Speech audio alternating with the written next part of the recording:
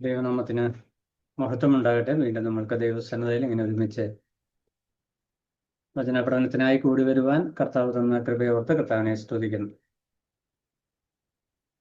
കഴിഞ്ഞ ക്ലാസ്സിൽ നാം ഓർത്തതുപോലെ യോഹന്നാന്റെ സുവിശേഷം യേശുക്രിസ്തുവിന്റെ ദൈവത്വം നമുക്ക് ഹൃദ്യമായെന്ന നമുക്ക് ഏറ്റവും എളുപ്പത്തിൽ മനസ്സിലാക്കാവുന്ന നിലയിൽ ലളിതമായി പ്രതിപാദിക്കുന്ന ഒരു സുവിശേഷമാണ്. മറ്റ് സുവിശേഷങ്ങളും ഇതുപോലെ തന്നെയാണ്. അതിൻ്റെ ലക്ഷ്യവും യേശുക്രിസ്തുവിൽ കൂടെയുള്ള രക്ഷയുടെ പദ്ധതി വ്യക്തമായി വെളിപ്പെടുത്തുക എന്നുള്ളതാണ്.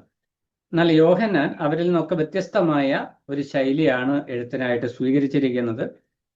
നമ്മൾ അതിൻ്റെ 1-ാം അധ്യായം പ്രാരംഭ വാക്യങ്ങളിലൂടെ ഇന്ന് സഞ്ചരിക്കുവാനായിട്ടാണ് കർത്താവിൽ ആഗ്രഹിക്കുന്നത്. നമുക്കറിയാം, മറ്റ് ലേഖനങ്ങളൊക്കെ ആരംഭിക്കുമ്പോൾ ലൂക്കോസ് ആയാലും മത്തായി ആയാലും മർക്കോസ് ആയാലും ആരംഭിക്കുമ്പോൾ യേശുക്രിസ്തുവിന്റെ ജനനം, കന്യാജനനം അല്ലെങ്കിൽ ജോസഫിനെ കുറിച്ച്, വംശാവലിയെ കുറിച്ചൊക്കെ പറഞ്ഞ് വളരെ ക്രമീകൃതമായിട്ട് എന്ന് പറഞ്ഞാൽ ഒരു പ്രത്യേക ശൈലിയിൽ ആണ് സാധാരണ ഇപ്പോൾ ലേഖനങ്ങൾ എഴുതുമ്പോൾ ഇന്നയാൾക്ക് എഴുതുന്നു എന്ന് പറഞ്ഞൊക്കെയാണ് ആരംഭിക്കുക.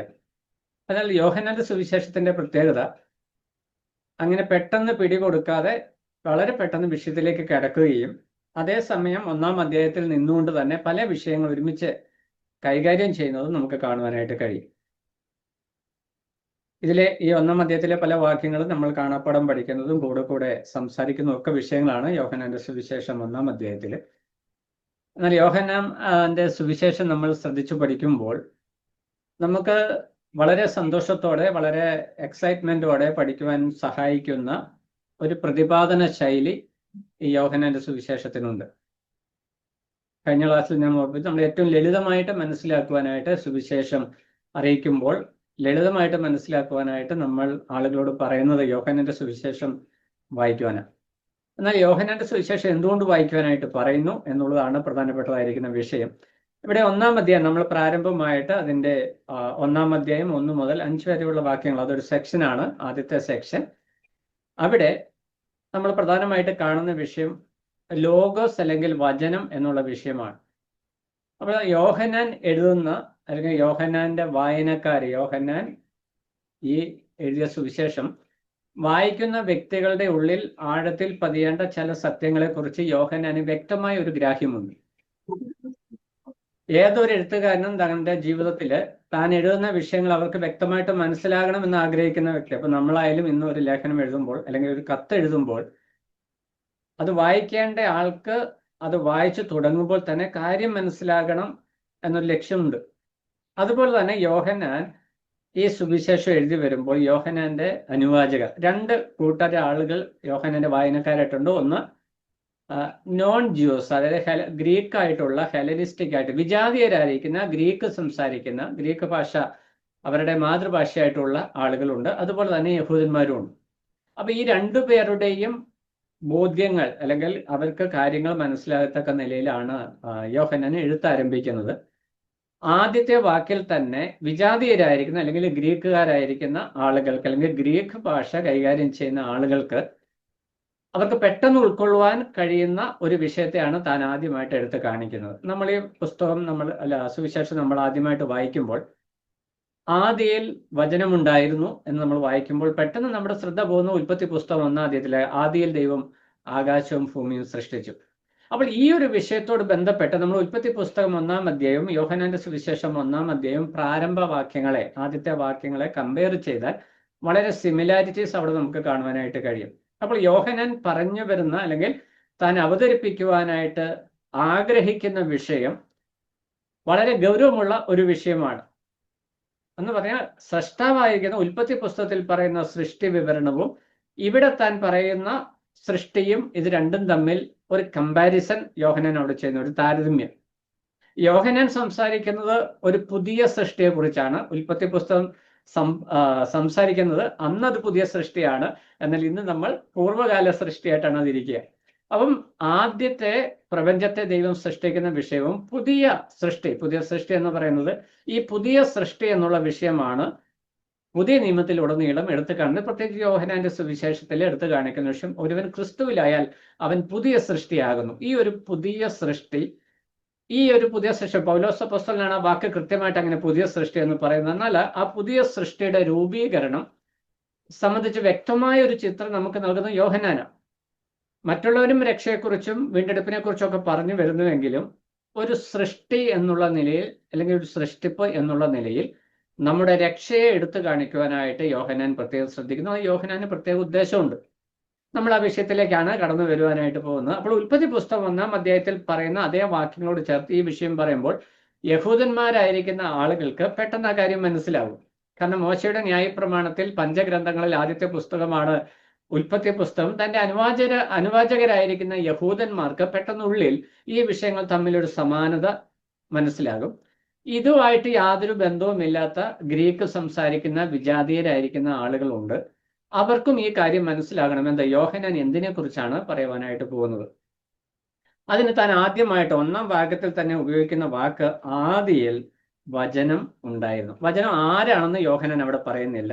തുടർന്നുള്ള വാക്കുകളിലൊന്നും നമ്മൾ വചനം ആരാണെന്ന് നമ്മൾ കണ്ടെത്തേണ്ട ഒരു ഇനീഷ്യൽ സ്റ്റേജ് അല്ല. ആദ്യത്തെ പ്രാരംഭ വാക്യങ്ങൾ നമ്മൾ വായിക്കുമ്പോൾ ഈ വചനം ആരാണെന്ന് നമ്മൾ കണ്ടെത്തണം, അല്ലെങ്കിൽ വചനം എന്തിനെ കുറിക്കുന്നു നമ്മൾ മനസ്സിലാക്കണം. നമ്മൾ ഇന്ന് മനസ്സിലാക്കുന്നുണ്ട് യേശു ക്രിസ്തുവിനെ കുറിച്ചാണ് വചനം പറയുന്നത്. നമുക്കറിയാം, ലോഗോസ് എന്ന് പറയുന്നത് യേശു ക്രിസ്തുവിന്റെ മറ്റൊരു പേരാന്ന് നമുക്കറിയാം. എന്നാൽ ഈ ഗ്രീക്കുകാരായിരിക്കുന്ന അല്ലെങ്കിൽ വിജാതീയരായിരിക്കുന്ന ഗ്രീക്ക് ഭാഷ സംസാരിക്കുന്ന ആളുകൾ യോഹന്നാന്റെ ഈ എഴുത്ത് വായിക്കുമ്പോൾ അവരുടെ ഉള്ളിലേക്ക് ഓടി വരുന്ന ഒരാശയമുണ്ട്. അതെന്താണെന്ന് മനസ്സിലാക്കുമ്പോഴാണ് എന്തുകൊണ്ട് യോഹന്നാൻ അത് ഉപയോഗിച്ചു, അല്ലെങ്കിൽ എന്താണ് യോഹന്നാൻ കമ്മ്യൂണിക്കേറ്റ് ചെയ്യാനായിട്ട് ശ്രമിച്ച വിഷയം എന്താണെന്ന് നമുക്ക് മനസ്സിലാക്കുവാനായിട്ട് കഴിയുള്ളൂ. ഗ്രീക്ക് ഫിലോസഫിയിൽ ഈ ലോഗോസ് എന്ന വാക്ക് ഉപയോഗിക്കുന്നത്, അത് ഇംഗ്ലീഷിൽ നമ്മളിങ്ങനെ വെക്കുന്നു, rational mind that rule the universe. പ്രപഞ്ചത്തെ നിയന്ത്രിക്കുന്ന ബൗദ്ധിക തലം, അല്ലെങ്കിൽ ബൗദ്ധികമായിരിക്കുന്ന അല്ലെങ്കിൽ ബുദ്ധിയുള്ള ഒരു മനസ്സ്, അല്ലെങ്കിൽ യുക്തിസഹജമായ ഒരു മനസ്സ് എന്നുള്ള ആശയത്തിലാണ് ഗ്രീക്ക് ഫിലോസഫിയിൽ ലോഗോസ് എന്ന വാക്ക് ഉപയോഗിക്കുക. അത് ഇവിടെ ഉപയോഗിക്കുന്നതിന്റെ അർത്ഥം എന്ത്? അപ്പൊ ഗ്രീക്ക് ഫിലോസഫി എന്തിനാ എവിടെ ഉപയോഗിച്ചെന്നുള്ളതാണ് വിഷയം. അപ്പോൾ ഗ്രീക്ക് വായിക്കുന്ന ആളുകൾക്ക് അവരുടെ ഉള്ളിൽ പ്രപഞ്ചത്തിന്റെ നിലനിൽപ്പിന്റെ പിന്നിൽ വ്യാപരിച്ച ഒരു യുക്തിസഹജമായിരിക്കുന്ന, അല്ലെ നമ്മുടെ ഇന്നത്തെ ഭാഷയിൽ പറഞ്ഞാൽ ഒരു മാസ്റ്റർ മൈൻഡ്, ഒരു ബുദ്ധിതലത്തെക്കുറിച്ച്, ഒരു ബൗദ്ധിക മേഖലയെക്കുറിച്ച് അവരുടെ ഉള്ളിൽ ഒരു അണ്ടർസ്റ്റാൻഡിങ് ഉണ്ട് ഈ ഗ്രീക്കുകാരുടെ ഉള്ളിൽ. അതിനുശേഷമാണ് പരിണാമ സിദ്ധാന്തവും കാര്യങ്ങളൊക്കെ പിന്നീട് വരുന്നതാണ്. എന്നാൽ ഇവിടെ ഗ്രീക്ക് സംസാരിക്കുന്ന അവരുടെ തത്വശാസ്ത്രപ്രകാരം ഈ പ്രപഞ്ചത്തിന്റെ നിലനിൽപ്പിന് പിന്നിൽ ഒരു ബുദ്ധിമണ്ഡലം, ഭൗതികമായിരിക്കുന്ന അഭൗമികമായിരിക്കുന്ന ഒരു ബുദ്ധിമണ്ഡലത്തിന്റെ സ്വാധീനമുണ്ട് എന്നൊരു ചിന്ത അവരുടെ ഉള്ളിലുണ്ട്. അപ്പോൾ സമയം പൗലോസും താൻ ലേഖനം എഴുതുമ്പോൾ, സുവിശേഷം പ്രസംഗിക്കുമ്പോഴൊക്കെ താൻ നിൽക്കുന്ന സാഹചര്യത്തെ എടുത്ത് മുൻനിർത്തി അതുമായിട്ട് ബന്ധപ്പെട്ട ഒരു പ്രത്യേക കാര്യം പറയുവാനായിട്ട് ശ്രദ്ധിക്കുന്നത് നമുക്ക് കാണുവാനായിട്ട് കഴിയും. അതേ ഒരു അപ്രോച്ച് തന്നെയാണ് യോഹന്നാൻ ഇവിടെ സ്വീകരിക്കുന്നത്. ഈ ലോഗോസ് വാസ്തവത്തിൽ ആരാണ്? അതാണ് യോഹന്നാൻ ഇവിടെ പറയുവാനായിട്ട് ആഗ്രഹിക്കുന്ന വിഷയം. അപ്പോൾ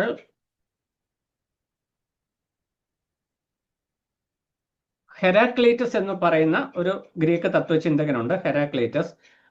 അടുത്ത ക്ലാസ്സിൽ ഞാൻ അതിൻ്റെ സ്ക്രീൻഷോട്ട്സ് അല്ലെങ്കിൽ പവർ പോയിന്റ് ഞാൻ അടുത്ത ക്ലാസ്സിൽ കാണിക്കാം. കുറച്ചുകൂടി അത് ഡീറ്റെയിൽ ആയിട്ട് ചെയ്യാനായിട്ടുണ്ട്, അതുകൊണ്ടാണ്. അപ്പോൾ ഹെരാക്ലീറ്റസ് എന്ന് പറയുന്ന ഒരു ഗ്രീക്ക് ഫിലോസഫർ, അദ്ദേഹം ജീവിച്ചത് BC 535 തൊട്ട് 475 കാലയളവിലാണ് ഹെരാക്ലീറ്റസ്. അദ്ദേഹം പറയുന്നത് ലോഗോസ് പ്രപഞ്ചത്തെ നിയന്ത്രിക്കുന്ന മാറ്റമില്ലാത്ത തത്വങ്ങളും പ്രമാണങ്ങളുമാണ്. ഇതിനെ പ്രപഞ്ച നിയമം എന്ന് വിളിക്കാം എന്നാണ് അദ്ദേഹം പറയുന്നത്. അപ്പൊ ലോഗോസ് എന്ന് പറഞ്ഞാൽ പ്രപഞ്ചത്തെ നിയന്ത്രിക്കുന്ന ഒരു റാഷണൽ മൈൻഡ്, യുക്തിസഹജമായ ഒരു മനസ്സ്, ഒരു ബ്രെയിൻ അല്ലെങ്കിൽ ഒരു ശക്തി ഈ പ്രപഞ്ചത്തിന്റെ നിലനിൽപ്പിന് പിന്നിലുണ്ട് എന്ന് ഗ്രീക്കുകാർ വിശ്വസിച്ചിരുന്നു. അവരതിനെ ഒരു ജ്ഞാനമായിട്ടോ അറിവായിട്ടോ മാത്രം അവർ ഉൾക്കൊണ്ടു എന്നതാണ് അതിന്റെ ലിമിറ്റേഷൻ. അപ്പോൾ യോഹന്നാൻ ഈ വിഷയത്തെ മുന്നിൽ നിർത്തിക്കൊണ്ട് അതൊരു കേവലം ഒരു ജ്ഞാനമല്ല, അതൊരു വ്യക്തിയാണ് എന്നുള്ള ഫോക്കസിലേക്ക് യോഹന്നാൻ എഴുത്താരംഭിക്കുന്നു. അതാണ് ഈ യോഹന്നാന്റെ സുവിശേഷം ആരംഭിക്കുന്നതിന്റെ ഒരു പ്രത്യേകത. ഗ്രീക്കുകാരായിരിക്കുന്ന ആളുകൾ ലോഗോസ് എന്നുള്ള വാക്ക് കാണുമ്പോൾ ഒരു പരിജ്ഞാനത്തെ, ഒരു അറിവിനെ, ഒരു ബുദ്ധിതലത്തെ അല്ലെങ്കിൽ ഒരു ജ്ഞാനത്തെ, അറിവിനെ അവര് ലോഗോസ് ആയിട്ട് കാണുന്നു. അത് പ്രപഞ്ചത്തിന്റെ നിലനിൽപ്പിന്റെ പിന്നിൽ ഉണ്ട് എന്ന് അവർ ചിന്തിക്കുന്നു. അപ്പോൾ യോഹന്നാൻ അതേ വാക്കെടുത്തിട്ട് വാസ്തവത്തിൽ ലോഗോസ് എന്താണെന്ന് അവർക്ക് പറഞ്ഞു കൊടുക്കുന്നതാണ് ഈ ആദ്യത്തെ വാക്യത്തിൽ നമുക്ക് കാണുവാനായിട്ട് കഴിയുന്നത് ലോഗോസ് വാസ്തവത്തിൽ എന്താണ്. നമുക്കറിയാം, ദൈവത്തിന്റെ പൊതുവായ വെളിപ്പാട്, ജനറൽ റെവലേഷൻ, അതിനകത്ത് നാച്ചുറൽ റെവലേഷൻ ഉണ്ട്, റെവലേഷൻ ഇൻ കോൺഷ്യസ്നെസ് ഉണ്ട്. പ്രകൃതിയിലെ വെളിപ്പാടുമുണ്ട്, മനസാക്ഷിയിലെ വെളിപ്പാട്. ഈ രണ്ട് വെളിപ്പാടുകളും നമ്മൾ ഓൾറെഡി വേദപുസ്തക ശാസ്ത്രത്തിലൊക്കെ നമ്മൾ പഠിച്ചിട്ടുള്ള വിഷയമാണ്. അപ്പൊ മനുഷ്യന് ദൈവം കൊടുത്തിരിക്കുന്ന പൊതുവായ വെളിപ്പാടിൽ സൃഷ്ടിയെക്കുറിച്ചും സൃഷ്ടിയുടെ പിന്നിലെ ദൈവിക കരത്തെക്കുറിച്ചുമുള്ള കാഴ്ചപ്പാട് ദൈവം കൊടുത്തിട്ടുണ്ട്. എന്നാൽ പാപം ചെയ്ത മനുഷ്യന്റെ ഗ്രാഹ്യത്തിൽ ഇത് പലപ്പോഴും വികലമാക്കപ്പെട്ടിട്ടുണ്ട്. നമ്മൾ റോമലേഖനം 1:20 വാക്യത്തിൽ വരുമ്പോൾ അവൻ പ്രകൃതിയിൽ ദൈവം തന്നെ കുറിച്ച് തന്നെ വെളിപ്പെടുത്തി കൊടുത്തെങ്കിലും മനുഷ്യന്റെ മൂഢഹൃദയം അത് മനസ്സിലാക്കുവാൻ കഴിയാത്ത നിലയിൽ അതിനെ വികലമാക്കി കളഞ്ഞു നമ്മൾ വായിക്കുന്നുണ്ട്. അപ്പം മതിയായ വെളിപ്പാടുകൾ ദൈവം എല്ലാ മനുഷ്യർക്കും കൊടുക്കുന്നുണ്ട്. അപ്പം ഗ്രീക്കുകാർക്ക് അല്ലെങ്കിൽ വിജാതികൾക്ക്, യഹൂദന്മാർക്ക് പ്രോഗ്രസീവായിട്ട് മോശെ മുഖാന്തരം, പ്രവാചകന്മാർ മുഖാന്തരം ഈ വിഷയങ്ങളിൽ വ്യക്തമായ ഗൈഡൻസ് യഹൂദന്മാർക്ക് ലഭിച്ചു. എന്നാൽ വിജാതിയർക്ക് ലഭിച്ചിരിക്കുന്ന ഈ പൊതുവായ വെളിപ്പാടിൽ നിന്നുകൊണ്ടാണ് അവർ സംസാരിക്കുന്നത്. അപ്പോൾ അതിനെ ബേസ് ചെയ്ത് അവർ ഫോം ചെയ്തിരിക്കുന്ന തത്വശാസ്ത്രത്തിൽ ലോഗോസ് എന്ന് പറയുന്ന വിഷയത്തെ അവരൊരു അറിവായിട്ട്, ജ്ഞാനമായിട്ട്, എങ്കിലും ഈ പ്രപഞ്ചത്തിന്റെ പിന്നിൽ വ്യാപരിക്കുന്ന ഒരു ശക്തിയായിട്ട് അവർ മനസ്സിലാക്കിയിട്ടുണ്ട്. എന്നാൽ വാസ്തവത്തിൽ അത് എന്താണ് എന്ന് യോഹന്നാൻ അനുവാചകർക്ക്, ഈ സുവിശേഷം വായിക്കുന്ന ആളുകൾക്ക് മനസ്സിലാക്കി കൊടുക്കുവാനായിട്ടാണ് യോഹന്നാൻ ഈ വാക്ക് ആദ്യമായിട്ട് ഉപയോഗിക്കുന്നത്. അപ്പോൾ എന്നാൽ പിന്നീട് മുന്നോട്ട് വരുമ്പോഴത്തേനും ജൂവിഷ് ഫിലോസഫിയിലും ഫിലോസഫേഴ്സും ഇതേ വിഷയങ്ങൾ, അതായത് ഈ ഹെലനിസ്റ്റിക് വ്യൂവും ജൂവിഷ് വ്യൂവും കൂട്ടിച്ചേർത്ത് ചെയ്യുവാനായിട്ട് ശ്രമിച്ചിട്ടുണ്ട്. അതിലേറ്റവും ശ്രദ്ധേയനായിരിക്കുന്ന ഒരു വ്യക്തിയാണ് ഫിലിപ്പ് ഓഫ് അലക്സാൻഡ്രിയ. അദ്ദേഹം BC 20 മുതൽ AD 50 വരെ ജീവിച്ച വ്യക്തിയാണ് ഫിലിപ്പ് ഓഫ് അലക്സാൻഡ്രിയ. അദ്ദേഹം ജൂവിഷ് ഫിലോസഫറാണ്. അദ്ദേഹം ഗ്രീക്ക് ഫിലോസഫിയും ഈ ജൂവിഷ് അണ്ടർസ്റ്റാൻഡിങ്ങും കൂടെ ചേർത്ത് വെച്ച് ഒരു പ്രാക്ടീസ് അദ്ദേഹം കൊണ്ടുവന്നു. അദ്ദേഹത്തിന്റെ അഭിപ്രായത്തിൽ അദൃശ്യനായ ദൈവത്തെയും ദൃശ്യമായ പ്രപഞ്ചത്തെയും ബന്ധിപ്പിക്കുന്ന ഘടകമാണ് ലോഗോസ് എന്നാണ് അദ്ദേഹം പറയുന്നത്. എന്ന് പറഞ്ഞാൽ ഈ ലോഗോസ് എന്ന് പറയുന്ന ആ ആശയം അത് ഗ്രീക്കുകാർ എങ്ങനെയാണ് ഉൾക്കൊള്ളുന്നത് എന്ന് മനസ്സിലാക്കി അതിനെ യഹൂദ വെളിപ്പാട് അല്ലെങ്കിൽ ന്യായപ്രമാണത്തിൽ വെളിപ്പെടുത്തപ്പെട്ടിരിക്കുന്ന ദൈവവുമായിട്ട് എങ്ങനെ ബന്ധിപ്പിക്കുന്നു എന്നതിനെ കുറിച്ച് ചിന്തിച്ച് അദ്ദേഹം കൊണ്ടുവന്നിരിക്കുന്ന ഒരാശയം എന്ന് പറയുന്നത് ഈ ദൈവത്തെയും പ്രപഞ്ചത്തെയും തമ്മിൽ ബന്ധിപ്പിക്കുന്ന ഒരു ഘടകമായിട്ട് ലോഗോസ് നിൽക്കുന്നു എന്നാണ്. അത് നമുക്ക് കുറച്ചുകൂടെ എന്ന് പറഞ്ഞാൽ സെക്യുലർ ആയിട്ടുള്ള ആളുകൾക്ക് മനസ്സിലാക്കാൻ പറ്റുന്ന ഒരു വിഷയമായിട്ടാണ് നിൽക്കുന്നത്. നമ്മളത് വചനം വ്യക്തമായിട്ട് പഠിച്ചു വരുമ്പോൾ നമുക്കറിയാം ദൈവത്തിനും മനുഷ്യർക്കും മധ്യസ്ഥനായിട്ട് നിൽക്കുന്ന യേശു ക്രിസ്തുവിനെ അവിടെ എടുത്ത് കാണിക്കുന്നുണ്ട്. അതേ ആശയം അല്ലെങ്കിൽ ദൈവത്തെയും പ്രപഞ്ചത്തെയും അറിയുവാനും ദൈവത്തെ അറിയുവാനുള്ള ഒരു മാധ്യമമായിട്ട് നിൽക്കുന്നു എന്നും ലോഗോസിനെ കുറിച്ച് പറയാറുണ്ട്. അത് ഫിലോസഫിക്കൽ സ്റ്റൈലാണ്. അപ്പോൾ വചനത്തിൽ ലോഗോസ് എന്ന് പറഞ്ഞാൽ എന്താണ്? അതാണ് നമ്മുടെ മുഖ്യമായ വിഷയം. യേശുക്രിസ്തുവിനെ കുറിച്ചാണ് പറയുന്നത് എന്ന് നമ്മൾ മനസ്സിലാക്കുന്നു. അത് ശരിയുമാണ്. എന്നാൽ ആദ്യത്തെ 16 വാക്യങ്ങളിൽ യേശുക്രിസ്തു എന്നൊരു വാക്ക് യോഹന്നാൻ ഉപയോഗിക്കുന്നില്ല. 17ാം വാക്യത്തിലാണ് യേശുക്രിസ്തു എന്നുള്ള വാക്ക് യോഹന്നാൻ പറയുന്നത്.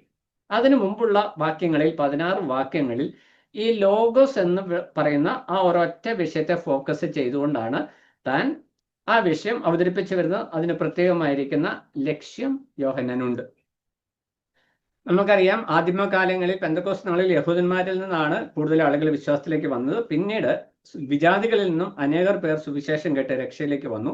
അപ്പോൾ യേശുക്രിസ്തുവിനെ കുറിച്ച് അവർക്ക് ലഭിക്കേണ്ട മതിയായ പരിജ്ഞാനം, നമ്മൾ പറയുന്ന യേശുക്രിസ്തു നമ്മൾ കഴിഞ്ഞ ക്ലാസ്സിൽ ചിന്തിച്ചു 20ാം അധ്യായം യോഹന്നാൻ സുവിശേഷം എന്നതിന്റെ ലക്ഷ്യം യേശുക്രിസ്തു ദൈവമാണ് എന്ന് അറിയേണ്ടതിനാണ് താൻ ഈ കാര്യങ്ങൾ എഴുതി വരുന്നത് എന്ന് വ്യക്തമായിട്ട് താൻ പറയുന്നുണ്ട്. അപ്പോൾ യേശുക്രിസ്തുവിന്റെ ദൈവത്വം എന്നുള്ള വിഷയം വിജാതികൾക്ക് മനസ്സിലാകണമെങ്കിൽ അവരെ ഏറ്റവും ക്യാപ്ചർ ചെയ്യുന്ന, അവരുടെ ശ്രദ്ധയെ ഏറ്റവും ആകർഷിക്കുന്ന ഒരു വാക്ക്, ഒരു പ്രയോഗം അല്ലെങ്കിൽ ഒരു വിഷയം എടുത്ത് കൈകാര്യം ചെയ്യേണ്ടത് ആവശ്യമാണ്. അപ്പോൾ അങ്ങനെ എടുത്ത് കൈകാര്യം ചെയ്യുന്ന വിഷയത്തിൽ താൻ ആദ്യം തന്നെ വായിക്കുന്ന വിഷയം നമ്മൾ വായിക്കുന്നത് ആദിയിൽ വചനം ഉണ്ടായിരുന്നു. അപ്പോൾ യഹൂദനെ സംബന്ധിച്ച് ആദിയിൽ ദൈവം ആകാശം ഭൂമി സൃഷ്ടിച്ചു എന്ന് പറയുമ്പോൾ സൃഷ്ടിപ്പിനോടുള്ള ബന്ധത്തിലുള്ള ദൈവിക പ്രവൃത്തിയെ ബന്ധിപ്പിക്കുമ്പോൾ ഈ ലോഗോസ് എന്ന് പറയുന്നത് ദൈവമാണ് എന്നുള്ള കാര്യം ഫസ്റ്റ് സെന്റൻസ് വായിക്കുമ്പോൾ തന്നെ യഹൂദന് മനസ്സിലാകും. എന്നല്ലൊരു ഗ്രീക്കിന് അത് അത്രയും പിടികിട്ടത്തില്ല. അവർ മനസ്സിലാക്കിയേക്കുന്നത് ഈ പ്രപഞ്ചത്തിന്റെ നിലനിൽപ്പിന് പിന്നിലുള്ള ഒരറിവ്, ജ്ഞാനം എന്നൊക്കെയാണ് അവർ മനസ്സിലാക്കിയിരിക്കുന്നത്. അല്ലെങ്കിൽ ഒരു യുക്തി എന്നും അവരതിനെ വിളിക്കുന്നു. എന്നാൽ ആ യുക്തി കേവലം ഒരു വസ്തുവോ അല്ലെങ്കിൽ ഒരു യുക്തിപരമായിരിക്കുന്ന ഒരു ഘടകമോ അല്ല, മറിച്ച് അതൊരു വ്യക്തിയാണ് എന്നുള്ള വിഷയത്തിലേക്കാണ് യോഹന്നാൻ വിഷയത്തെ ഡയറക്റ്റ് ചെയ്തുകൊണ്ട് വരുന്നത്. അപ്പൊ നമ്മൾ ഈ വിഷയം പഠിക്കുമ്പോൾ നമ്മുടെ ഹൃദയത്തെയും സന്തോഷിപ്പിക്കേണ്ടതായിരിക്കുന്ന ഒരു വിഷയം, വായിക്കുന്ന ഏതൊരാൾക്കും ലളിതമായി മനസ്സിലാക്കാവുന്ന ഒരു പ്രതിപാദന രീതിയാണ് ഇവിടെ കൊണ്ടുവരുന്നത്. ആ യോഹന്നാൻ എഴുതി വരുമ്പോൾ തന്നെ ആദ്യത്തെ 1-2 സെന്റൻസിൽ തന്നെ ഒത്തിരി ഉപദേശ വിഷയങ്ങളാണ് താൻ അവിടെ ഒന്ന് ക്രോഡീകരിച്ച് കൊണ്ടുവരുന്നത്. നമ്മൾ അതിനൊന്ന് വിഭജിച്ച് പഠിക്കുമ്പോൾ എന്തെല്ലാം വിഷയങ്ങളാണ് അവിടെ കൊണ്ടുവന്നിരിക്കുന്നത് നമുക്ക് കാണുവാനായിട്ട് കഴിയും. നമ്മൾ 1-ാം വാക്യത്തിൽ വായിച്ച ആദിയിൽ വചനം ഉണ്ടായിരുന്നു. അപ്പൊ ഈ ലോഗോസിന്റെ പ്രീ എക്സിസ്റ്റൻസ്, ലോഗോസ് ഇപ്പോൾ ഉണ്ടായ ഒരു വിഷയമല്ല, അല്ലെങ്കിൽ സൃഷ്ടി ഉണ്ടായതിന് ശേഷമുള്ള ഒരു വിഷയമല്ല, സൃഷ്ടിക്ക് മുമ്പേ ഉള്ള ഒരു വിഷയമാണ്, ഒരു വ്യക്തിയാണ് ലോഗോസ് എന്നുള്ള കാര്യം അവിടെ ഓർക്കുന്നത്. രണ്ടാമതായിട്ട് എടുത്ത് പറയുന്നത് വചനം ദൈവത്തോട് കൂടെയായിരുന്നു. അവിടെ മനസ്സിലാക്കേണ്ടതായിരിക്കുന്ന ഒരു വിഷയം, ഈ ഉൽപ്പത്തി പുസ്തകം, യോഹന്നാൻ ഒരു യഹൂദനാണ്. ഉൽപ്പത്തി പുസ്തകത്തിൽ മോശ എഴുതിയേക്കുന്ന വിഷയത്തെ ലിങ്ക് ചെയ്ത് ഈ വിഷയം പറയുമ്പോൾ ആദ്യം ദൈവം ആകാശവും ഭൂമിയും സൃഷ്ടിച്ചു എന്ന് പറയുന്നിടത്ത് ഈ വിഷയങ്ങൾ സെപ്പറേറ്റ് ചെയ്ത് പറയുന്നില്ല. എന്നാൽ ഇവിടെ യോഹന്നാൻ വ്യക്തമായിട്ട് പറയുകയാണ് ലോഗോസ് ദൈവത്തോടു കൂടെയായിരുന്നു. അപ്പോൾ ദൈവത്തിൽ നിന്ന് വ്യത്യസ്തനായിരിക്കുന്ന ഒരു വ്യക്തിയായിട്ട് ലോഗോസിനെ ദൈവം അവതരിപ്പിക്കും, അല്ലെങ്കിൽ യോഹന്നാൻ അവതരിപ്പിക്കുന്നു. അപ്പോൾ നമ്മൾ ഈ വിഷയം പഠിച്ചു വരുമ്പോൾ നമ്മൾക്കറിയാം ഏകസത്യ ദൈവത്തിൽ 3 ആളത്വങ്ങളുണ്ട്. നമ്മൾ ദൈവവചന പ്രകാരം അത് വ്യക്തമായിട്ട് മനസ്സിലാക്കുന്നുണ്ട്. ഏകസത്യ ദൈവത്തിൽ 3 ആളത്വങ്ങളുണ്ട്. ഈ 3 ആളത്വങ്ങൾ വ്യത്യസ്തരായി തന്നെയാണ് നിലകൊള്ളുന്നത്. ഈ 3 ആളത്വങ്ങൾ ചേർന്നതാണ് ഏകസത്യ ദൈവം. അപ്പോൾ ഈ ഒരു വിഷയത്തെ ഫസ്റ്റ് സെന്റൻസിൽ തന്നെ യോഹന്നാൻ കൊണ്ടുവരികയാണ്. ദൈവത്തിൽ, അല്ലെങ്കിൽ ദൈവത്തിൽ ബഹുത്വമുണ്ട് എന്നുള്ള ആശയം യോഹന്നാൻ ആദ്യ സെന്റൻസിൽ തന്നെ കൊണ്ടുവരിക. വചനമുണ്ടായിരുന്നു, വചനം ദൈവത്തോടു കൂടെയായിരുന്നു. വചനത്തിന്റെ ദൈവത്വം, അല്ലെങ്കിൽ യേശു ക്രിസ്തുവിന്റെ ദൈവത്വം എന്നുള്ള വിഷയമാണ് ഇവിടെ പ്രധാനമായിട്ട് യോഹന്നാൻ കൊണ്ടുവരുന്ന വിഷയം. അതിനകത്ത് ഏകദൈവത്തിലെ ആളത്വങ്ങളുടെ ബഹുത്വം, നമുക്കറിയാം ഇത്രയൊക്കെ അഡ്വാൻസ്ഡ് ആയിട്ട് വചനം പഠിക്കുകയും പഠിപ്പിക്കുകയും ഒക്കെ ചെയ്തിട്ടും, വചനം ഇത്ര വ്യക്തമായിട്ട് നമ്മൾ പഠിച്ചിട്ടും ഇന്നും ഏകസത്യ ദൈവം എന്നുള്ള വിഷയം മനസ്സിലാക്കുമ്പോൾ ആളുകൾ ഒരു ദൈവം 3 വേഷങ്ങളിൽ വരുന്നു എന്നാണ് ഇന്ന് പലരും ചിന്തിക്കുന്നത്. വൺനെസ് തിയോളജി, അതായത് യേശു തന്നെ, പിതാവ് തന്നെയാണ് യേശു, പുത്രൻ, പിതാവ് തന്നെയാണ് പരിശുദ്ധാത്മാവ് എന്ന് വ്യാഖ്യാനിക്കുന്ന ആളുകൾ ഇന്ന് ക്രിസ്തീയ കുളത്തിൽ തന്നെയുണ്ട്. ഒളിഞ്ഞും തെളിഞ്ഞും അവരിങ്ങനെ നിൽക്കുന്നു. യേശുനാമക്കാര് പണ്ടുണ്ടായിരുന്നു, അവരെ നമ്മൾ കൾട്ടുകളായിട്ട് വേർപെട്ട ദൈവമക്കൾ കാണാറുണ്ട്. അവര് യേശുവാണ് പിതാവ്, യേശുവാണ് പുത്രൻ, യേശുവാണ് പരിശുദ്ധാത്മാവ് എന്ന് പഠിപ്പിക്കുന്നവരാണ് യേശുനാമക്കാർ. അത് വൺനെസ് തിയോളജി തന്നെയാണ്. എന്നാൽ അല്ലാത്തവരും നമ്മൾ ദൈവവചനത്തിൽ ദൈവം എങ്ങനെയാണ് കാര്യങ്ങൾ വെളിപ്പെടുത്തിയിരിക്കുന്നത് എന്ന് മനസ്സിലാക്കി ദൈവത്തെ ഉൾക്കൊള്ളുമ്പോഴാണ് നമുക്ക് ശരിയായ തിയോളജിക്കൽ, ദൈവശാസ്ത്രപരമായ ബോധ്യം നമുക്ക് ലഭിക്കുക. ഇവിടെ യോഹന്നാൻ താൻ എഴുതി വരുമ്പോൾ തന്നെ വ്യക്തമാക്കുന്ന ഒരു വിഷയം, ദൈവത്തിൽ ഒന്നിലധികം ആളത്വമുണ്ട്. ഇവിടെ പറയുന്നത് ആദ്യം വചനം ഉണ്ടായിരുന്നു, വചനം, ഈ ലോഗോസ് ദൈവത്തോടു കൂടെയായിരുന്നു. ദൈവത്തിന്റെ സബോർഡിനേറ്റ് ആയിട്ട് നിൽക്കുകയല്ല, അല്ലെങ്കിൽ ദൈവത്തിന്റെ ഒരു സൃഷ്ടിയായിട്ടല്ല ലോഗോസിനെ അവിടെ വെളിപ്പെടുത്തുന്നത്, ദൈവത്തോട് കൂടെ ഉണ്ടായിരുന്നു. ഈ ലോഗോസ് അല്ലെങ്കിൽ വചനത്തിന്റെ ദൈവത്വത്തെ വ്യക്തമായിട്ട് വെളിപ്പെടുത്തുവാനായിട്ടാണ് യോഹന്നാൻ ആദ്യമായിട്ട് ശ്രദ്ധിക്കുന്നത്. അതെന്തിനാ? ഞാൻ ആദ്യം ഓർപ്പിച്ചതുപോലെ ഗ്രീക്കുകാരുടെ മനസ്സിൽ, വിജാതികളുടെ മനസ്സിൽ ഈ ലോഗോസ് എന്ന് പറയുന്ന വാക്ക് ഒരു വ്യക്തിയായിട്ടല്ല കുടികൊള്ളുന്നത്, ഒരു യുക്തിയായിട്ട്, അല്ലെങ്കിൽ ഒരു ബുദ്ധി മണ്ഡലമായിട്ട്, അല്ലെങ്കിൽ ഒരു മാസ്റ്റർ ബ്രെയിൻ ആയിട്ടാണ് അവർ ആ വിഷയത്തെ കാണുന്നത്. എന്നാൽ യോഹന്നാൻ അവിടെ ഫോക്കസ് ചെയ്യുന്ന ഒരു വിഷയം, ഇത് കേവലം ഒരു യുക്തിയല്ല, ഇത് ദൈവമാണ് എന്നുള്ള വിഷയത്തിലേക്ക് വായനക്കാരുടെ ശ്രദ്ധയെ കൊണ്ടുവരുവാനായിട്ട് ശ്രദ്ധിക്കുക. അതിനുള്ള ന്യായങ്ങളാണ് താഴോട്ട് താൻ പറഞ്ഞു വരുന്നത്. അടുത്ത വാക്യത്തിലേക്ക് വരുമ്പോൾ, അപ്പോൾ ഏകദൈവത്തിൽ ബഹുത്വമുണ്ട്, അല്ലെ ആളത്വപരമായി ബഹുത്വമുണ്ട് എന്നുള്ള വിഷയം വ്യക്തമായിട്ട് ഓർപ്പിക്കണം.